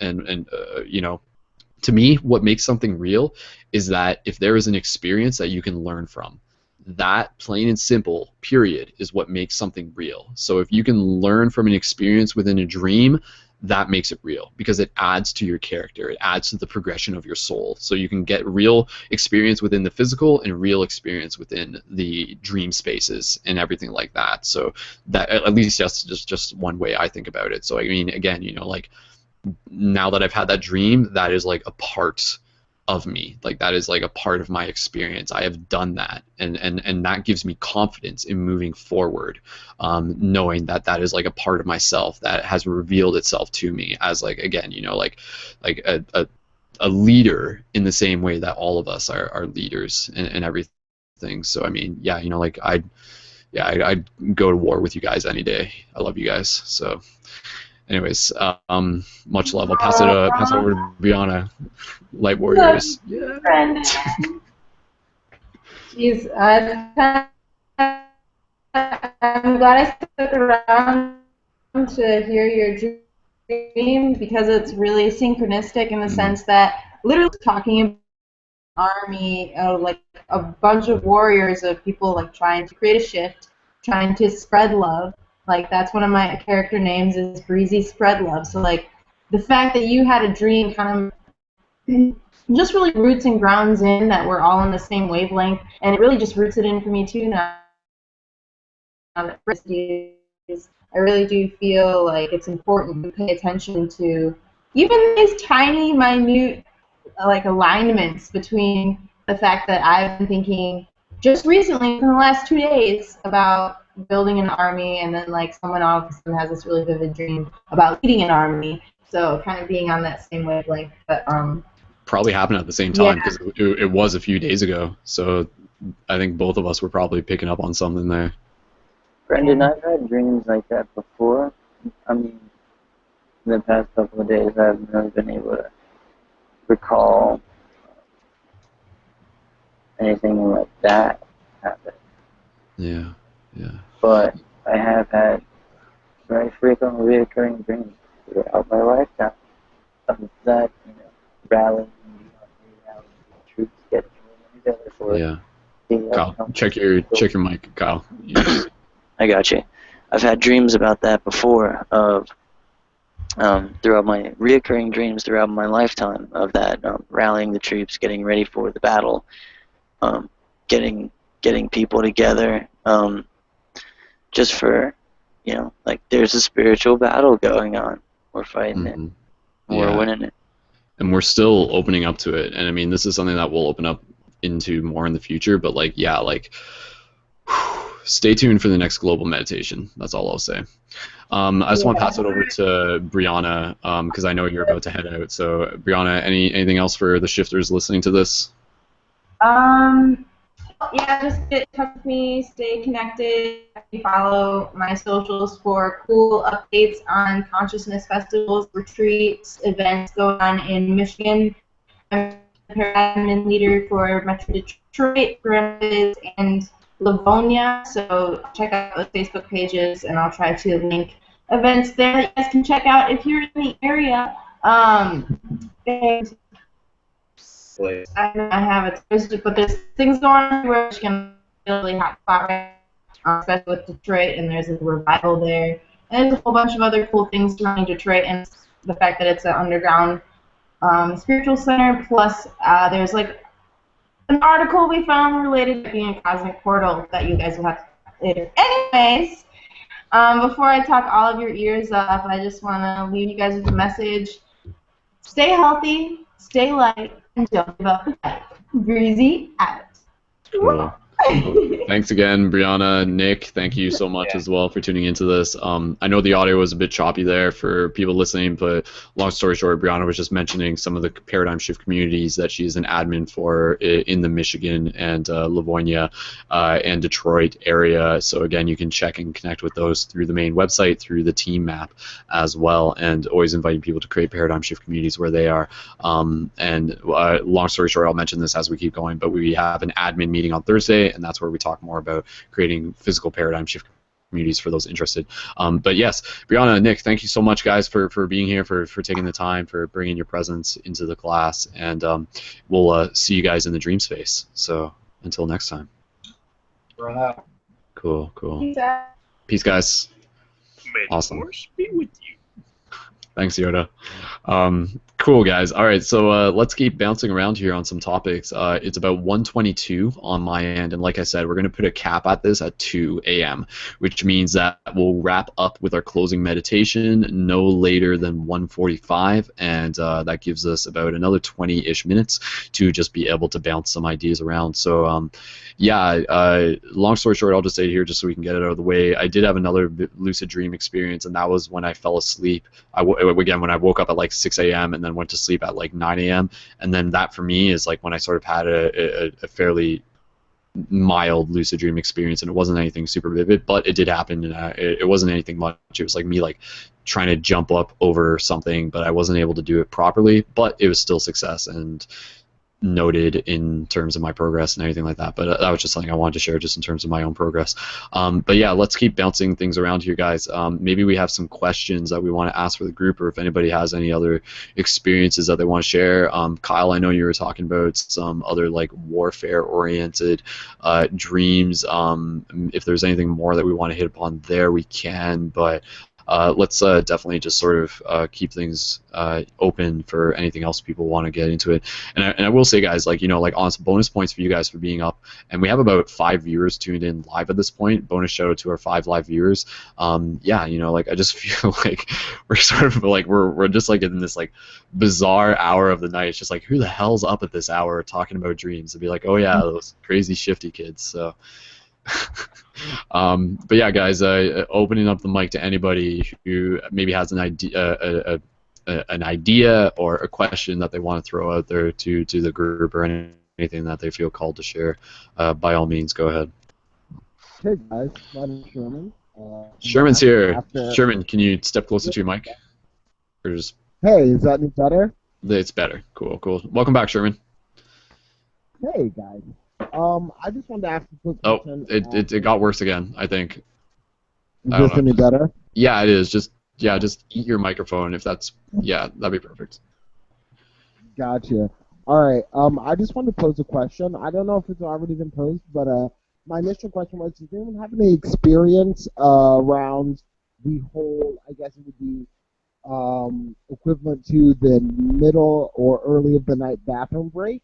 From what I've gathered and read, and from pretty much just what I've collected through my personal journey of study, is that it's a lot easier to lucid dream and I guess initiate lucid dreaming when, for example, like you're half awake and half asleep. So, like, you know, that 1, 2, 3, 4 o'clock bathroom break where you pretty much get up, you're half awake, you go to the bathroom, and you come, you know, back to bed. And because, you know, you're half awake to have had gotten up and you're half asleep because you're not really awake, I've just found that, at least for me personally, for the little bit that I do dream, is a lot easier to initiate in that state. Any comments or recommendations as far as that goes? Just opening that up for anybody who wants to jump in. Quick thing I'll just say on this because I think Sherman jumped out earlier, but when you're waking up in the middle of the night and you want to do that, where you like wake up, become aware, and then go back to sleep. This is just I'm saying this to Sherman because I know he didn't hear it. Try to avoid bringing any like artificial light into your eyes because that like changes like the chemicals and stuff like that. If it's possible, keep in the darkness when you wake up in the middle of the night. And I know it's just like I'm like yeah, like go to the bathroom in the dark, which I guess is totally possible so long as you like sit down, obviously. So I guess it's not as hard as I thought it was. But yeah, that would just be my quick tip to you, Sherman, is that like within that process, another extra thing is to try and avoid light. So don't check your phone, don't check your iPad, keep the lights off, and then that will keep like the chemicals sort of like there and present as you fall back to sleep. But yeah, anybody else, what do you guys think in terms of like in that idea of like the waking, like the crap, I forget the actual technical term, but yeah, when you wake up in the middle of the night and then you go back to sleep and you do it with the intention of dreaming. Jamal, do you want to jump in on this or okay, Jamal, yeah, and sure. then Michael can jump in after that. Can you hear me? Yeah, we can hear you. And I'm not sure, Kyle, All right, did awesome. you want to say something too? You got your mic open. I'm not sure. Yeah, I'm always trying to say something though. Yeah, I'm trying to say something. Okay, so we got okay, that's good then. So everyone can sort of take turns jumping in here. So Jamal, go ahead and we'll start with you. And then... yeah, what he was saying about earlier about like getting up, going to the bathroom, coming right back. That's your body kind of like basically when you wake up, you're just coming out of an REM state of sleep, especially if you go to sleep and then, let's say you go to sleep at like 10:30 or 11 or so, and then you get up to go to the bathroom at around 2. Your REM state is about, I'd say it's about ending, and as soon as you get back into bed, another one's probably going to start up right away. So if you do something like that, you're basically going to be thrown into your dream state, because when you're in REM state, it's most of the time when we're like having our most vivid dreams. To say like that kind of makes me think of what Kyle was saying earlier, the difference between vivid and lucid. Definitely the most vivid dreams happen during that area of REM state. So it's definitely easier to like figure out or be like, hey, I'm in a dream, because everything's so like popping out at you, and it's like energy's everywhere during that REM state. So yeah.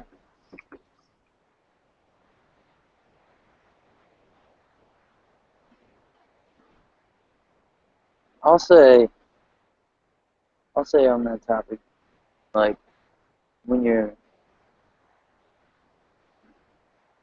I'm not sure if I'm a fan of the fact that, I'm not sure if I like the idea that your dreams are only happening in REM state, because I think like I could like do a little power nap, and sometimes like in the middle of the day I'll have like a short little power nap, and in that little power nap I'll have some crazy dreams. I'm like, whoa, dude, I just went there and this was familiar and I know that place, and oh my god, I just remembered something.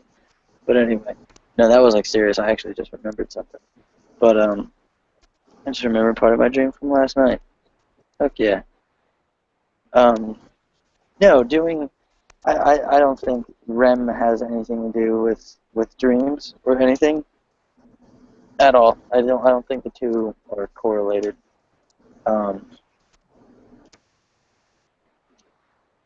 But when you get up and then you're like, all right, I'm getting ready to go back to sleep, and you get your cup of water, or you go out and you look at the stars for a second, and then you go back inside or whatever. Going back and having that intention of sleeping and and dreaming, you know, I guess, you know, like, yeah, I think that you could enter a very lucid state at that point because you just were actually walking around and you're still very light and everything is very sensitive around you, and you can get close to a wall and feel the wall, but you're still a couple feet away of arm's reach, you know. But you can feel that wall because your energy is just that intense right now and ready to work that way. Yeah, if you go back and relax and focus it all, you could probably easily move into a state of lucidity quite well, I believe. So, you guys hear me? Yeah. I did like a backpacking trip. I was hiking on the AT, and so like it's like 5 months out there. I got sick and didn't make it, and that's the story. So whatever, it's had a part of limes. But every night, you know, I would wake up in the middle of the night, and I only had, you know, like an hour or so of the campsite, or like, you know, the middle of the place where we're camping. So I'd wake up, and everything was just geometry, essentially. You know, how trees and rocks and stuff is, and it was just a real test of your body, and then you go right back to sleep, and it's like you could just like mold it all, and just like you could fly over it, you could like be with it. It's just like the most intense periods of the dreamings I've ever had was when I was traveling, and had to, you know, kind of stay aware, because I had like a lady with me and a dog, so it's like, you know, the dog kind of. I can definitely relate. I can relate because when I was in the Army, we would have training exercises. During those training exercises, you know, obviously, you would not be able to get very much sleep at all, like whatsoever, like 100%. You won't get any sleep. Like, you have periods of time where you would lay down to sleep, but it's very difficult to do that. I mean, but in those moments of having to be that much aware of your surroundings, but being in that sleeping state and dreaming, yes, I've had some incredibly vivid and highly lucid dreams in that exact scenario. Yeah, I bet it was intense, you know, waking up Very. like that. Yeah, it was like really peaceful for me to wake up. Like, I don't know where you were, but I just mean even in like a uniform or whatever, you know, like I was, you know, waking up naked, then climbing out of a hammock and crawling right back in, making sure I drink my spring water. You know? I mean, I was in the infantry, and oh, cool. That's a really shitty job. I mean, it's a really badass job, but shitty I feel job. you. Yeah, I know. But still, dude, being able to like go to sleep in a sleeping bag, and just like look back and be like, "That's the stars." Yeah. You know, my partner, close she your was. eyes, even if it's for like 3 hours, even if you just got 3 hours before you got to be back up, like just a sleeping bag or not a sleeping bag or just in uniform out there laying.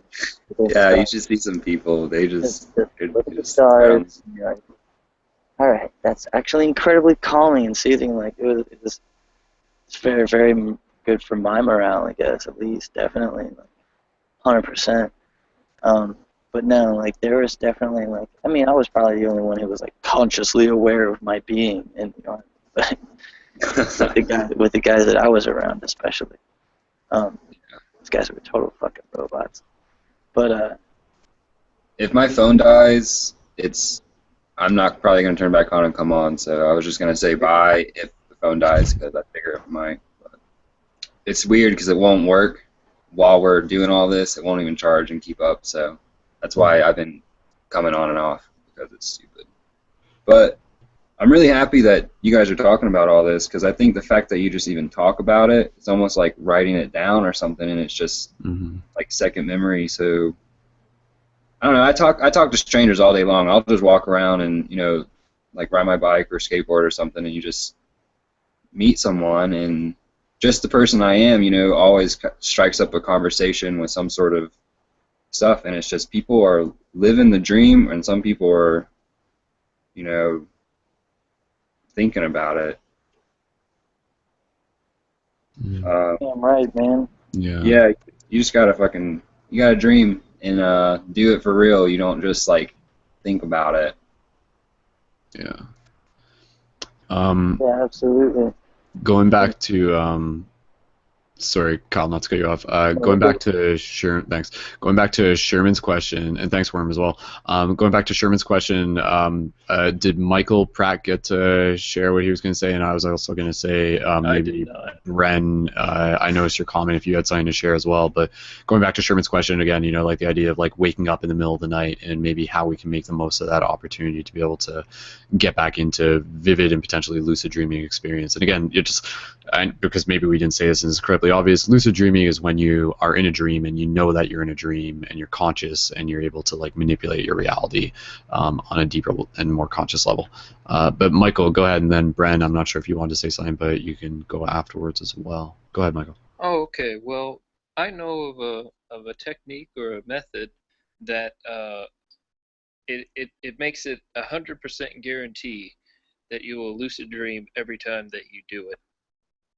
Are you guys familiar with this method? Can you tell which one is it?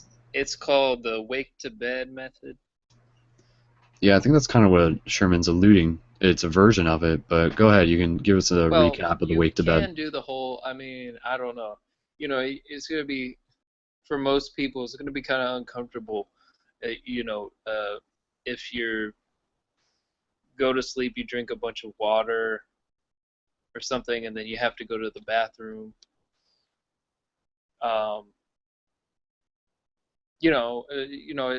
It is.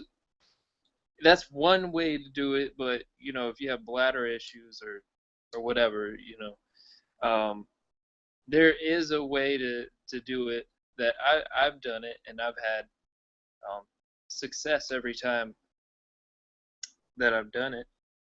And basically, what it is that you want to just sleep like regular. Just sleep like regular. Just go to sleep. You don't try to. You don't have to program your mind anything. You don't have to visualize anything as you go to sleep. Just sleep like regular, and don't try to do anything. You just let it flow, and then you just wake up sometime in the morning, and you just when you wake up, just kind of just you know you can move around a little bit, but don't move around too much that you get in like a very aware, I don't know if it's called beta state, in a very, you know, you don't want to be like heart beating, you know, faster than regular. You want to be in a very relaxed kind of state where you just woke up, say, from sleep or nap, and then once you're up like that, what you want to do is just, you know, I mean, you could even just sit up just for a little bit, and after that, you can just try to relax and just naturally go back to sleep, just regularly. Um, you don't want to be too away or too you know, doing too much movement or anything, because it's going to take you out of that state. And then after that, if you do it like that, it's just going to be regular dreaming. It's not going to be as vivid or lucid. So when you do it like that, 9 times out of 10, I always have some type of well, I don't do much flying in my dreams anyway, but um, okay, I do. But I mean, basically, you'll be in a lucid dream state. Usually, you know, you'll kind of realize, hey, you know, I'm in a dream. And then once you realize that, and you can do like little checks and balances, say like, you know, if I am dreaming, can I or should I be able to levitate, or could I levitate something? Or, you know, usually your hands kind of look a little different. Just things look a little different, you know, in a dream state. And so basically, when you can do that, I mean, you're right there in the lucid dream state, and you can do, I guess, whatever you want to explore, or fly, or make love. I don't know, just whatever you want to do, I guess. But yeah, I mean, that's what I do, and it works for me every time. Cool. With certainty. Thank you for that, Michael. Awesome. Cool. Does thanks, Michael. Does we're just getting closer to time wise on before we get into our meditation, but we'll just this will be close to the final thing, and then we'll move into that. But again, maybe Bren, did you wanna add in anything? Any tips and tricks related to? Yeah, so Go ahead. I have a tiger's eye that I sleep with most nights, so I'm really familiar with its energy patterns. And when I want to lucid dream, I sometimes fall asleep holding it, and then I become aware in my dream when I've let go of that, and then I'm like, oh, I'm asleep, I'm not awake, and that kind of tricks me into lucid dreaming. That's an absolutely amazing, like, wow, that's really, really good. Thank you. Well, yeah. Does anybody? Kyle, are you talking? Yeah, man. I'm actually trying to find a reliable link to post about the brainwave types and 5. I remember back in psychology when I was in high school. So Kyle, just check your mic. There's like extra static. That's all. But, Oh, Roger. Is it good? Is it better? Yeah. It's better then. Yeah. All right. I remember back in psychology when I was in high school, there was only 4 brainwaves. Now they've added another. Added gamma, and that's one that I'm unfamiliar with. Gamma waves. It says gamma waves. These are, I guess it's a big thing now. These are involved in higher processing tasks, as well as cognitive functioning. Gamma waves are important for learning, memory, information processing. It is thought that 40 hertz gamma waves is important for the binding of our senses in regards to perception and are involved in learning new material. It has been found that individuals who are mentally challenged and have learning disabilities tend to have lower gamma activity than average. The frequency is 40 hertz to 100 hertz at its highest. Too much gamma waves, anxiety, high arousal, and stress. Too little is ADHD, depression, learning disabilities, apparently. It says optimal. Binding senses, binding senses, cognition, information processing, learning, perception, and REM sleep. It says to increase gamma waves, meditation. And on these other ones, there's other things that increase. That instigate other brainwaves. It kind of just moves on, alpha and beta brainwaves are brainwaves that we use in our daily waking lives, or not beta, alpha and theta waves. It says gamma and alpha waves. Where's this? Gamma, beta, and alpha. Alright, gamma, beta waves. Gamma and beta waves are the ones that we use in like our conscious waking, and then that's where it gets confusing, because I remember only learning about beta waves being our conscious thought, and alpha, theta, and delta being involved with sleep. But apparently gamma waves are like really high learning, like intensive thinking, kind of like, I'm guessing more or less like thinking on a higher level, like what we strive to do, try and achieve higher consciousness and integrate our highest level selves. I guess that's what gamma waves are. Beta waves are for like regular stuff that you just be, walking around doing all your day-to-day stuff. Commonly observed while we are awake, blah blah blah. Some of the regular stuff.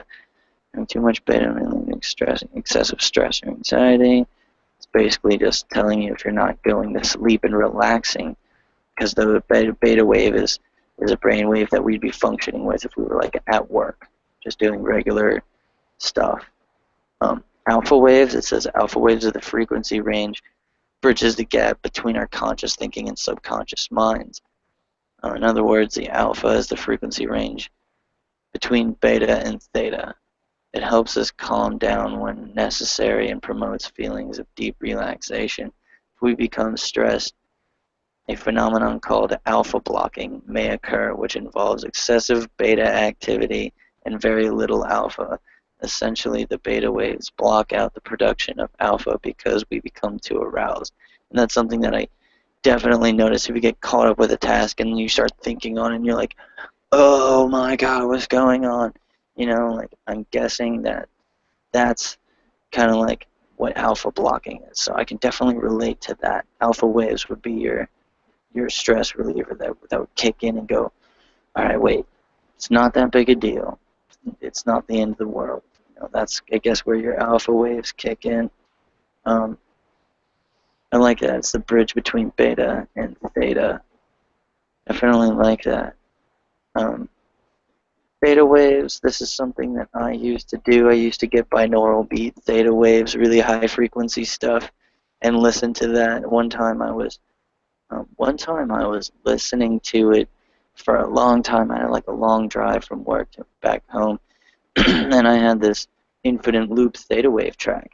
So I listened to that for like hours. You know, I listened to it before work, and I got out of work, and I plugged it into my headphones, and I was listening to it, and I was on the road, and I just began to think, how safe is this to be listening to on the road? And it didn't really become apparent to me at any moment at that point. It was just like,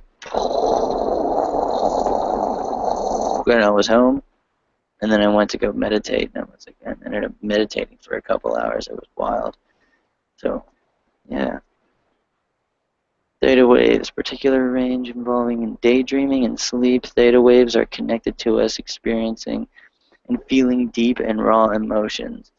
Too much theta wave activity may make people prone to bouts of depression, make them highly suggestible, based on the fact that they are deeply relaxed in a semi-hypnotic state. Theta has its benefits of helping improve our intuition, creativity, and makes us feel more natural. It is involved in restorative sleep as long as theta isn't produced in excess during our waking hours. Is very helpful brainwave range. Okay, so it seems that all these waves are kind of present during the waking state. It's just sort of what gear and what chemicals your brain is pumping out at that point. So it's actually not really having to do with sleep. Sleep is just a thing that we do. I actually thought one time, maybe I started beginning to think that, like, you know, human beings are very, very abnormal. As much as we are animals, we are very, very abnormal, completely different than anything else on Earth. And what if we're beings that are really driven by a night-day cycle? Because sometimes I can't even sleep at night. All I want to do is sleep all day and wake up and be up all night, you know what I mean? Sometimes I'd rather prefer the night sky to look out into the vastness of space. So that makes me think, you know, like maybe we're more like cats. We're like semi-nocturnal. We just sort of nap now and then and do what we want when we want. Yeah. Kind of thought about that one before, and then finally we move into delta waves. Delta waves are the slowest recorded brain waves in human beings. They are found often. They're found most often in infants as well as young children. As we age, we tend to produce less delta waves, even during sleep. They are associated with the deepest levels of relaxation and restorative healing sleep. They have also been found to be involved in unconscious bodily functions such as regulating the heartbeat and digestion. Adequate production of delta waves helps us feel completely rejuvenated after we wake up from a good night's sleep. If there is abnormal delta activity, an individual may experience learning disabilities or difficulties maintaining conscious awareness, such as in case of brain injuries. Frequency range is 0 Hz to 4 Hz, being the slowest. So that's crazy. If you were at 0 hertz and you were resonating nothing, you'd just be like at 1. You'd just be dead almost. Like, bah.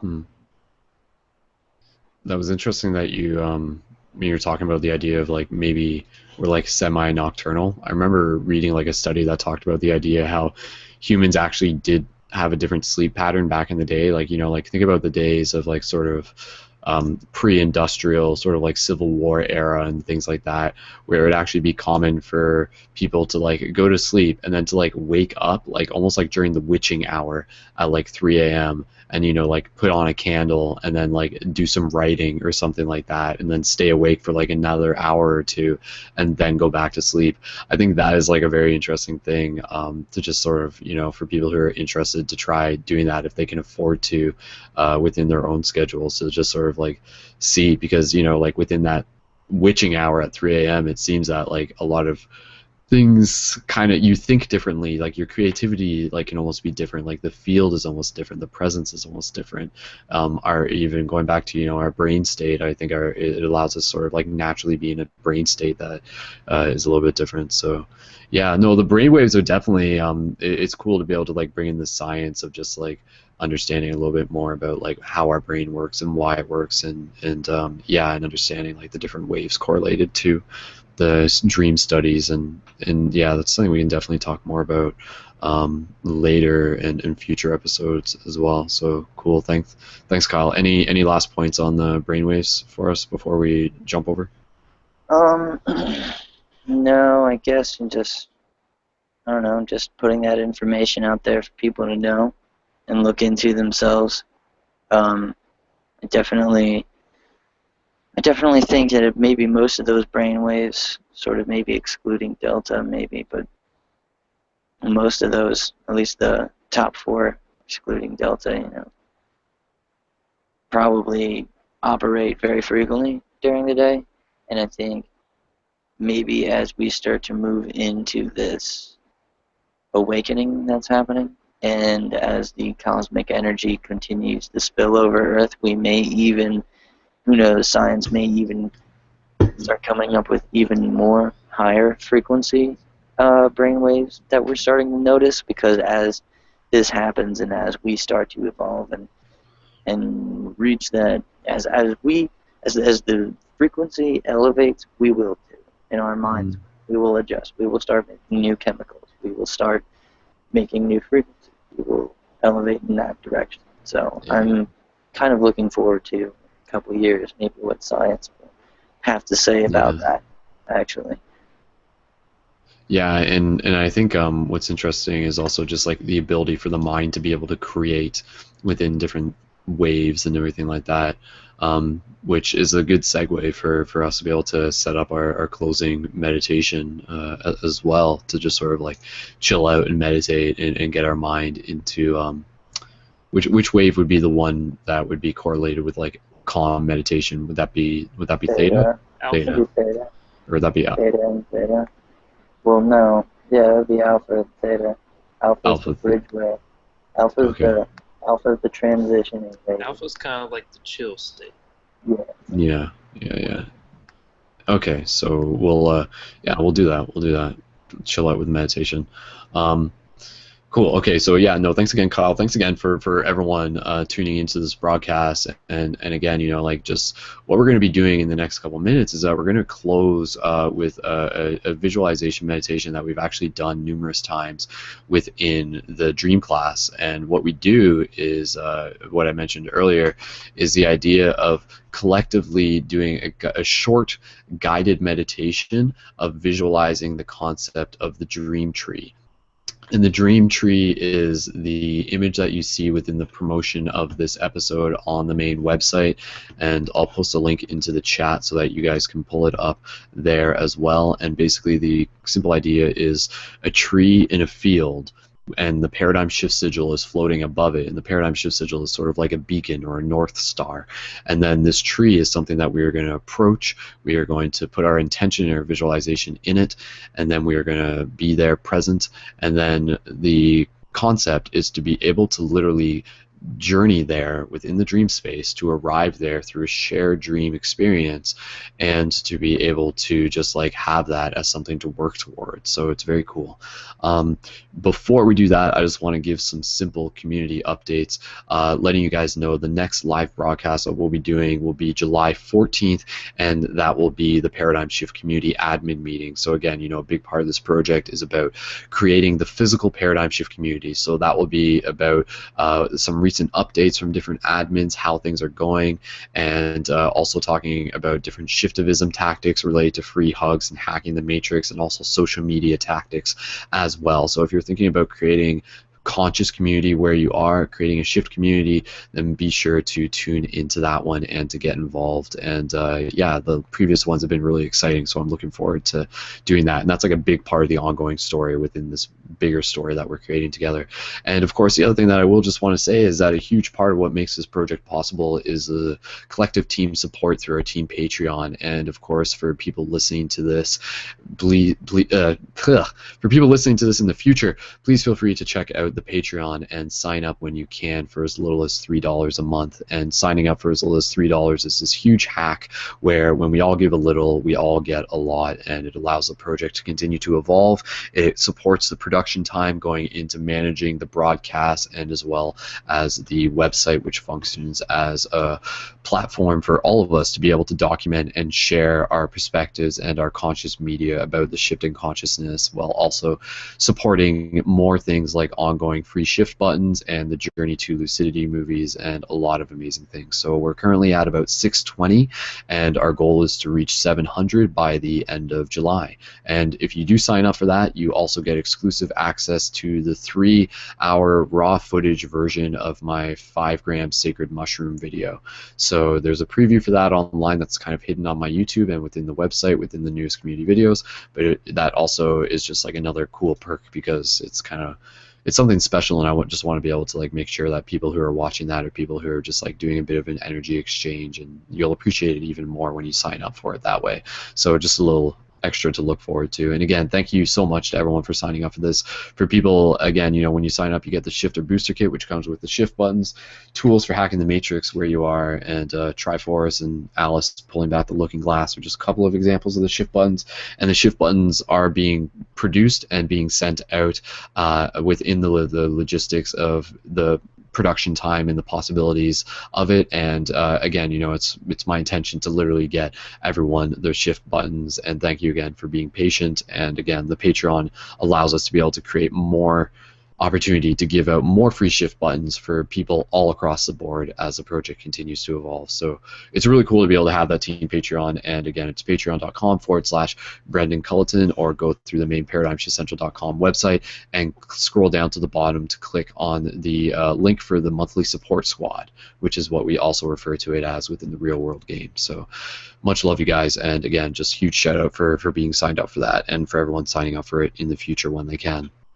So with that said, we'll transition into our closing meditation. So again, the intention behind this, to visualize the tree, practice using our imagination, bring ourselves into the senses of our, into the awareness of our senses, our 5 senses, our 6 senses, and to be able to just be there and to carry that intention beyond this meditation into our individual dream practice. So it's something that you can think about while falling asleep. And it's something I'm going to be thinking about while falling asleep. And stay tuned for next stream class, because we'll be able to talk more about progress. And I'll just plant a little seed, because by next stream class, I want to be able to talk about more of the things that we can do when we become lucid within a dream. What are some of the things that we can do when we become lucid in a dream? So stay tuned for the next stream class, when that's one thing that we'll be talking about as well. I'm really happy with how this class went, by the way, guys. This is really good, inspirational, high quality content, so looking forward to sharing this one. So thanks again for being a part of it. So that said, let's go into our meditation. So just inviting you guys to chill out, get comfortable, get relaxed. This will just literally be a short meditation, and we'll begin simply just by straightening up our spine, straightening up our posture. Imagine someone pulling a string from the top of your head. Relax your shoulders. And we'll begin simply by relaxing the breath and connecting with our awareness of it. So gentle inhales through the nose and gentle exhales through the nose or the mouth. And just repeat this again, gentle inhales and gentle exhales, and just relaxing your body, relaxing your face, relaxing your cheeks, your eyes, your entire head. Just allowing yourself to be relaxed, calm, yet present. So continue to breathe, connecting with the breath, each breath bringing us deeper into that state of calmness as we bring ourselves into a place where we move forward with the visualization. So let's begin simply by starting off in the field at a distance from the tree.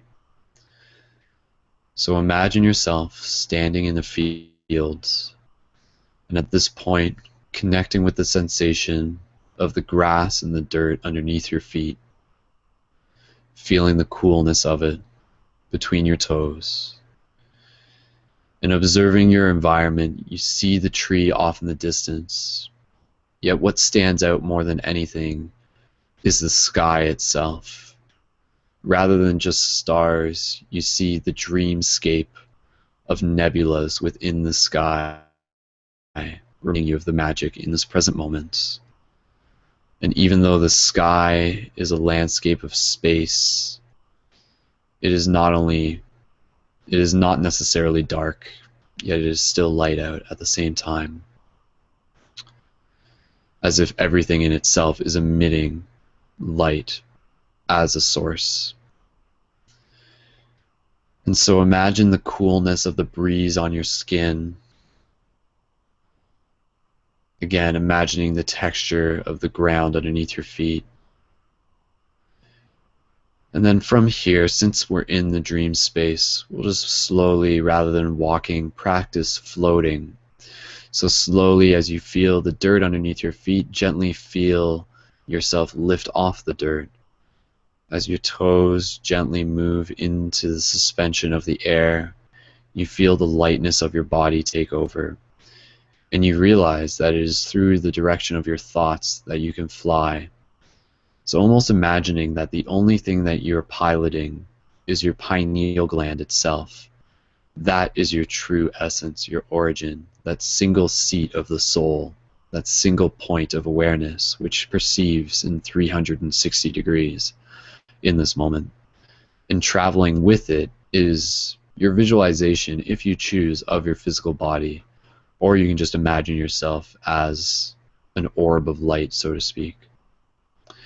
And so you imagine yourself approaching the dream tree, and you see the dream tree, and you see it in whatever form it looks like to you, as magical as you wish to make it, or as simple as you wish to make it. And above the dream tree, you notice the paradigm shift sigil, again looking like a compass, a north star, a beacon, and with it emitting an energy of its own, like a lantern, a pulse, a portal that is becoming more and more activated, more and more vibrant every time that we bring our attention here, attracting other dreamers to this shared space. And so you approach the dream tree, and as you do, you see other orbs of light surrounding it, other orbs of light representing other dreamers within the dream, and other dreams themselves. And so bring yourself into proximity of the dream tree so that you are close enough to observe it. And bringing in the awareness of a physical body, gently place your hand against the dream tree. And in this moment, just reconnect with your breath and reconnect with the breath of the tree, realizing that it in itself is alive, as are you, acknowledging its presence, acknowledging its identity, acknowledging its energy. So you have your hand against it, And maybe put one hand on your chest, and even if you want to do this physically with your body, just by putting a hand on your chest, connecting with not only your breath but also your heartbeat, and imagining that other hand on the tree and feeling that heartbeat of the tree, the texture of the wood, yet also the sensation of its energy. And reminding yourself in this moment as you look up at the tree branches, reminding yourself how much they reflect the as above, so below fractal nature of reality, the beauty of the branches, magnificent in themselves, yet also being reminded of the roots beneath you in this moment.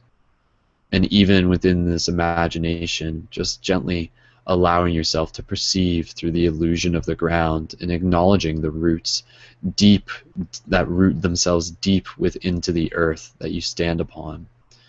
And you can see that the roots of this tree extend far beyond those of a normal tree, and they themselves encompass the entire dream space, so to speak, extending and reaching out and connecting.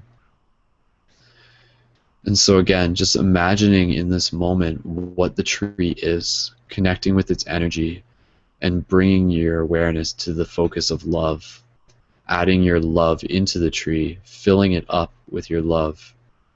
Doing this is the way how we bring it into a reality. We create and we crystallize it within our imagination through the act of pouring our love into it. So take a moment here collectively as we all pour our love into this tree, seeing the tree as a representation of home, of Gaia, of gathering. So just take a couple breaths here.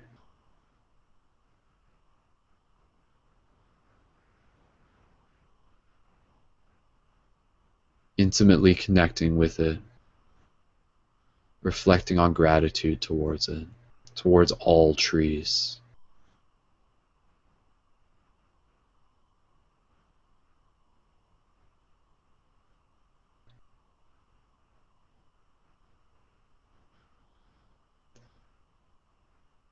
And then when you're ready, you can gently release your hand off the tree. And as you step back, you notice the other orbs of light forming themselves in a circle around the tree. And the orbs themselves are also representations of each of us gathering here in this moment.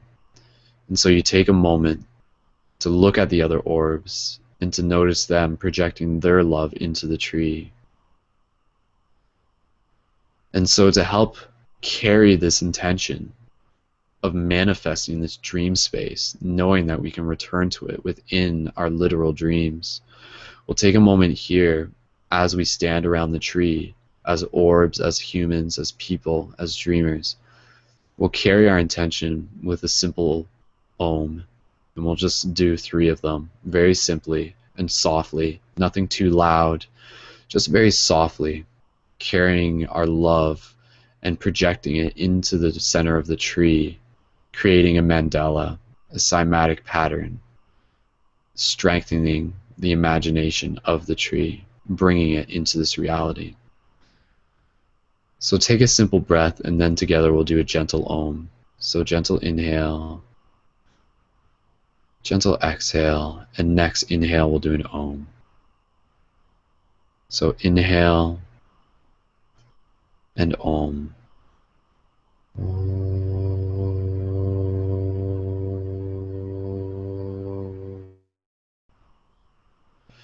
Good, and right into the next one. Inhale.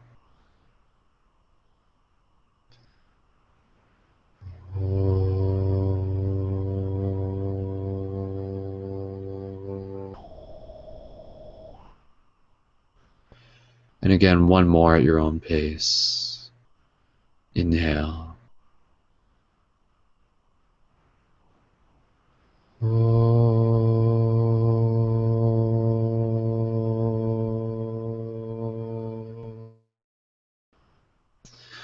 Good, so just gently, our Oms massaging the tree with our love, so to speak. And again, taking a moment here to appreciate the other dreamers who arrive at this space, seeing not all of us as single points of light, but all of us, others of us, gently sitting around doing things that we would do if we were at a tree. Imagining some of us sitting down, giving massages to our friends, having conversation, playing with drums, making music, doing cartwheels, having fun and enjoying this space to gather in celebration. And as an orb of light, I just invite you to gently lift yourself up and around the tree, simply looking at it from a 360 perspective, floating around it, seeing the branches, and even floating between the branches.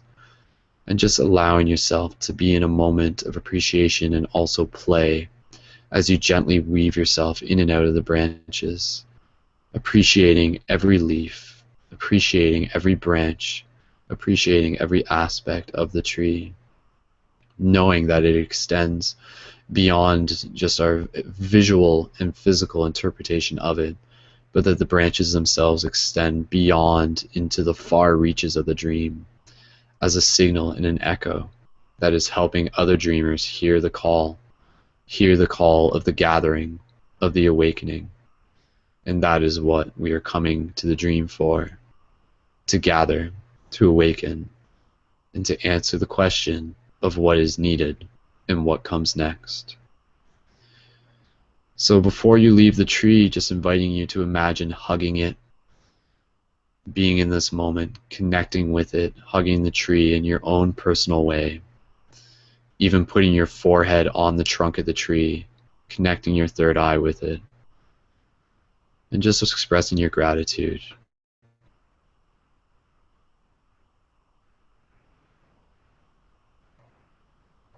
Good. And so from here, again, reminding ourselves that this is a place that we will be able to return to within the dream space. Imagine the tree as you fall asleep at night with intention. Tell yourself that you wish to go there. Ask the universe to bring you there, and it will be made so. And so you can remain under the tree, and we'll slowly begin to transition ourselves back into our physical awareness. So you can gently sit down under the tree and gently bring yourself into a meditation under the tree, either looking at it or looking out onwards into the distance of the dream space, feeling the support of the tree behind you. Whatever works for you, just imagine yourself in this space so a part of you is still there beyond this meditation, bringing that multidimensional aspect of yourself into reality, knowing that you are already at the tree, and simply through the dream space you are allowing yourself to arrive into that moment that you've already created right here and now. So as you sit and meditate under the tree, we'll slowly transition ourselves from one dream to another. So with a few gentle breaths, reflecting on why we do this, why you do this, why we do this. And slowly, keeping the visualization palpable in the back of your mind, real within your heart, slowly begin to transition your awareness back to your physical body, carrying the breath with you, bringing your awareness into your body, gently wiggling your toes, gently wiggling your fingers. And when you're ready, you can slowly open your eyes and return your awareness to the dream around you, right here and now.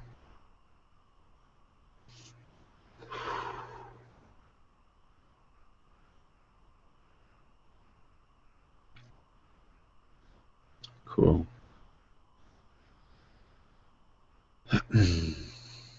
Awesome. Well, thanks again, guys. Just transitioning out of that before we wrap this up, if anybody wants to bring in any comments related to that meditation and even just general comments related to the class, thoughts and feedback, let us know what you guys thought about it, and yeah, just opening up the microphones. And again, thank you so much, guys, for being here, for those of you in the class and those of you listening to this in the future, because you are a part of this as well, and it's very much appreciated. But yeah, any thoughts, any reflections that you guys want to share related to that short meditation, feel free to jump in with that. Worm, go ahead. You're really good at that, man. Really beautiful. I just Thanks, want to man. thank you. That was a lot of heart in there. I'm so happy that the place is so beautiful. It's unreal. Thanks again, man. Thanks, dude. Just on a side note, can you post your Facebook into the chat? Maybe that's not possible if you're on mobile. I can do it. Okay, cool. Because just to make sure we can connect with the show notes. Yeah. My last name is Worm, so. Oh, dope. Yeah. Cool. Awesome. Yeah, no, thanks again for the feedback. Anybody else, feel free to open their mics. Any, again, general feedback related to the class or any, because I mean, it's interesting. We keep going back to that meditation, so. Sorry, Kyle, go ahead. That was an excellent class. Very good class. Totally. That was pretty badass. And yeah, I really like the hour meditations at the end there. I like that a lot. Yeah. Reoccurring, going back. I always try it just sort of, it looks exactly like the logo with the cosmic sky.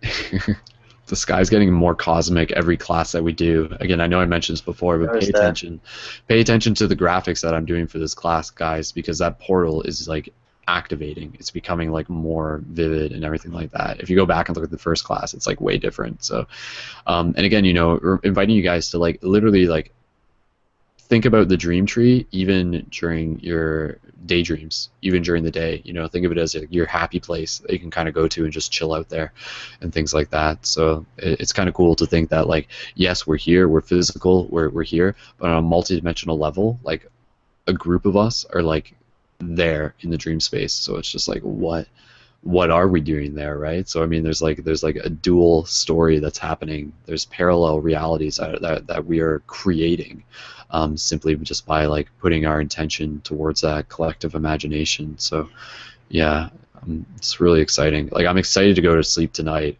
Again, like I feel every time we do this class, it's like getting closer and closer to manifesting that moment where myself and others will be able to be like, yes, I made it to the dream tree. Like, it's possible. Like, it's there. It's accessible, and it's good to have a goal. It's good to have that objective as a team, definitely.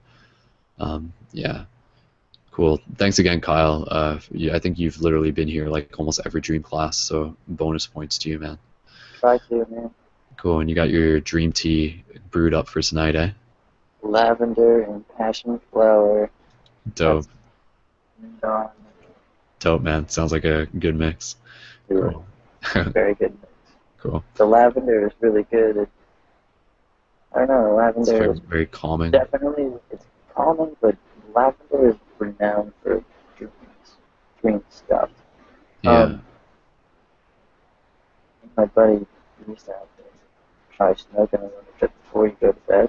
I've heard that. Also, I smoke some lavender before I go. It's very harsh and natural. Smoke a full pack of that. And tell me if it's fun or not. Sorry, just check your mic again. Oh yeah, sorry. Kind of loses. I gotcha. Yeah, no, I smoked a full pack of that before bed one time a couple years ago, and I had a dream. Everything was backwards. Everything in the dream happened in complete reverse, and the next day, everything played out in order.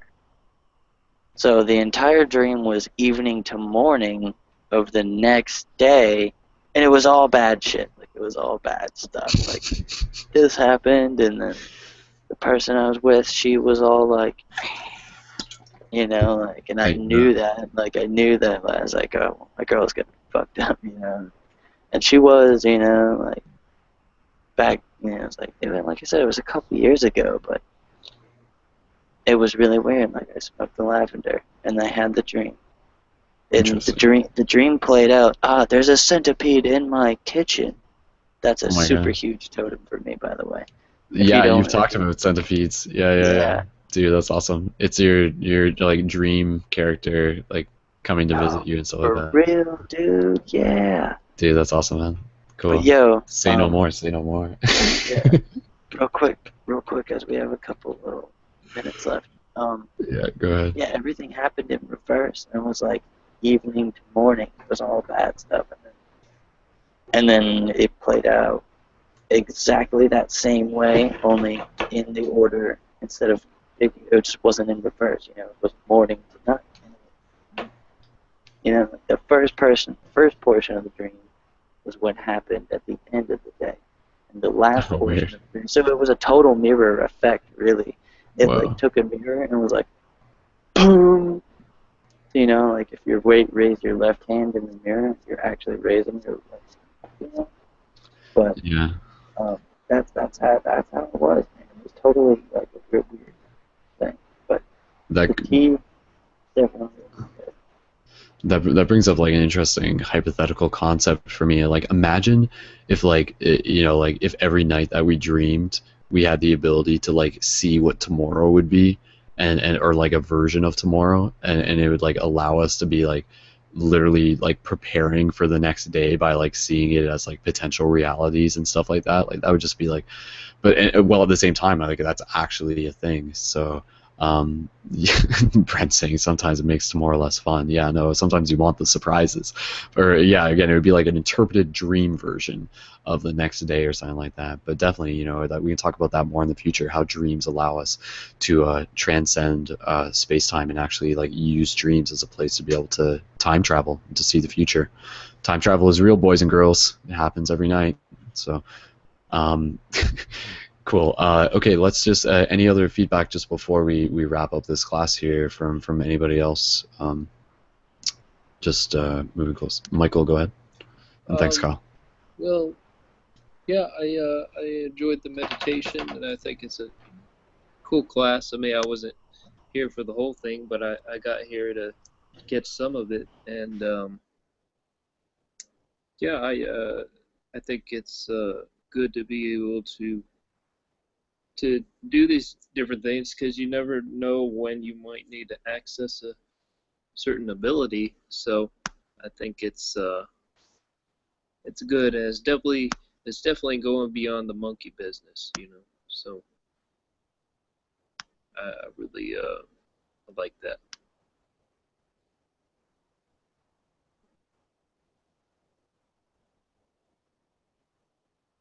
Does that make sense? I didn't understand.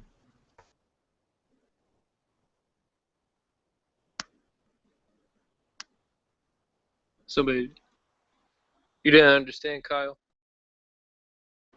What are you talking about? No, I didn't, brother. I didn't follow. I don't know. I know what you're talking about. Say it again. Cool. Oh no, I was saying, well, you never really know when you might need to access certain abilities. Yeah, no, things. I shook my head. I said yes. Oh, okay. I shook my head. I was saying yes. But Worm was saying that he missed. Okay, what part did you miss, Brother Worm? I think we're getting tired. Yeah, I'm just tired. Oh, okay. And the monkey business caught me off guard. I was like, what? Oh, well, I am in favor of things that, I mean, it's no disrespect to Charles Darwin. He was just a guy in history just doing his thing at the time. But I am in favor of things that go beyond the monkey level of, I don't know how to say, the monkey level, and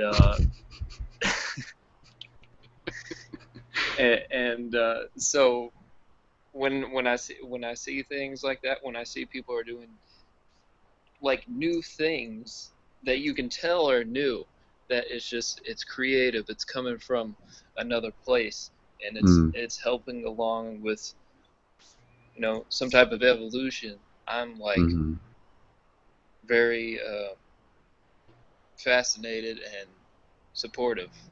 Yeah. Does Yeah, that make like sense? something less primitive, Yes. so to speak. Okay. Yeah. That's exactly what I'm talking about. Yeah, got it. Cool. Okay, thanks. Okay, I think we're just about ready to wrap this up, but obviously there's so much more to talk about in future dream classes. Jamal or Bren, did you guys? Jamal, go ahead. Do you want to jump in? Yeah, I was just laughing about like what Michael said when he said the monkey business. It's just it's like so perfect the way he said it. But yeah, this has definitely been an awesome class. Learned a lot. Again, perfecting little inventions along the way. Definitely interested to see what the rest of tonight brings, and definitely interested to see what the dream world brings. It's funny how Kyle was talking earlier about like experiencing dreams in reverse, because that is exactly how I remember my dreams. It's always the last thing that happened, and then I'm kind of like filming myself in the dream. It's like, all right, what was the last act? What was the last act? What was the last act? And I kind of feel like that could go on forever, honestly. But at a point, it does stop, and I'm like, oh, okay, that was my dream. But at the same time, yeah, it could go on forever. So yeah, awesome class, awesome people, very fun time. Word. Awesome, man. Well, I'm glad you're able to make it. It's yeah, I really appreciate you being here. So sweet. And last, Bren was again, Bren, I'm happy you made it as well. Was there anything you want to even just say for the people tuned into this? Any message for the dreamers out there, or any feedback, Bren, for what you caught of the class? Yeah. What was really powerful for me is that during the meditation, I would be like, oh, I should go touch this tree, or oh, I should go hover above this tree, and then like a second later you would say, go do that, or go do this, and it was just weird synchronicity of this is exactly what we're supposed to be doing right now, right here. That's funny because last dream class somebody else said the exact same thing where they're like I kept doing this in my meditation, and then like 10 seconds later you would say what I was already doing. So that's like a common. Perfect. It's good. Yeah. It means we're in sync. It means that time is an illusion, and yeah, I don't need to say anything. You guys already know what to do. So it's perfect. It's perfect. We are the collective consciousness. We are the dream awakening to itself. So very cool. Awesome. Well, Bren, thanks again for being here, and it's good to see you again. So, yeah, okay, guys. Is there any just opening up the microphone? Any last thing that anybody else wants to say before we officially wrap this up? Well, I was just curious, Brendon, have you ever done a class like that where you talked about like evolution and like that whole kind of idea? Not directly yet, but it is something that can always be brought up in the regular team building hangouts, if not a Destiny School class in the future. But yeah, talking about the concept of like how to interpret what evolution means moving forward into the future would be something, because I mean, what is the evolution of consciousness? Whereas I think that's exactly what we're doing right now. Like I feel the physical body is like a big part of the evolution, and then as consciousness expands, it's like evolving our multidimensional bodies as well. So I feel like that's kind of like what we're doing, is people like model and measure evolution within what they can physically see, but I think through what we're experiencing, it's just like, okay, we've like evolved ourselves physically, but like the experiences are now like moving more into the multidimensional realms as well. So yeah, like this is a part of the evolution of consciousness, is the dream space, definitely, for sure, I feel. But yeah, no, that's a good point. We can talk about that more in the future, for sure. Cool. Yeah, I think the more, well, I mean, it's something that's like that shamans are very familiar with, but I think the more you can get in touch with the connections with certain animals, I think that really helps. You just feel this kind of connectivity.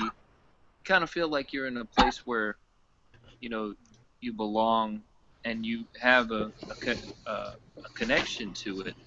And I think that's one of the most important things. I think a lot of the problems is because people might feel disconnected. So Yeah, I don't know where that came from. No idea. Yeah. Well, yeah, definitely about reconnecting, finding multiple ways to reconnect. So cool.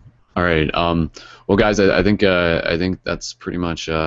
We're at the point where we're ready to go to sleep, and we are ready to transition this class into the astral, where we will continue our conversations around the dream tree, and we will meet up there. And I just want to say, Justin, his phone dropped out, but Justin, aka Wormworm, he was just saying, tell everyone I say goodnight, and say, aho, sweet sailings and tasty dreams. So that's his message. So again, guys, just reminding you, for the people listening to this, to definitely go and check out more of the main website, paradigmshiftcentral.com, a real-world interactive game to help shift consciousness. Sign up on the website, use it as a platform to be able to help document and share your own conscious media, the collective shift in consciousness, create your quest journals, conscious articles, have your content featured to a global audience, and of course inviting you guys to sign up for the team Patreon when you can at patreon.com/Brendon Culliton to support the ongoing evolution of the project for the community. And thank you so much for tuning into this, and of course share this episode with your friends, and leave a comment once you finish listening to this. Leave a comment, let us know what you think, and that is like such a huge thing. And let us know of any questions you'd like to see answered and explored on future broadcasts, and of course tune in for future broadcasts and listen to other broadcasts archived through the website as well. So my name is Brendon, and of course you can find me at youtube.com/SkullBabylon, facebook.com/SkullBabylon. Connect with me there, message me, answer it. I'll be happy to answer any questions that you guys have, and I look forward to connecting more in the future. And of course reminding you guys that this is all just about practice, and I hope I know this show is going to inspire you to be able to do what you need to do to continue the conscious conversations where you are, and to be the change, to be the shift. And yes, we are the dream awakening to itself. So thank you for taking the red pill. Thank you for joining us here for another episode of Dream Class. And for everyone here with us, let's unmute our microphones and say goodnight and aloha, and time to wake up to all the people tuned into this. So thank you so much, guys, for tuning in. We love you guys. Dreamers Unite.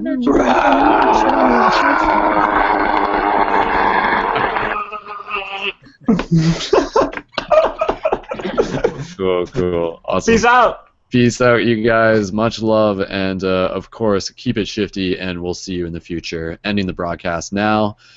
I love you guys. Peace.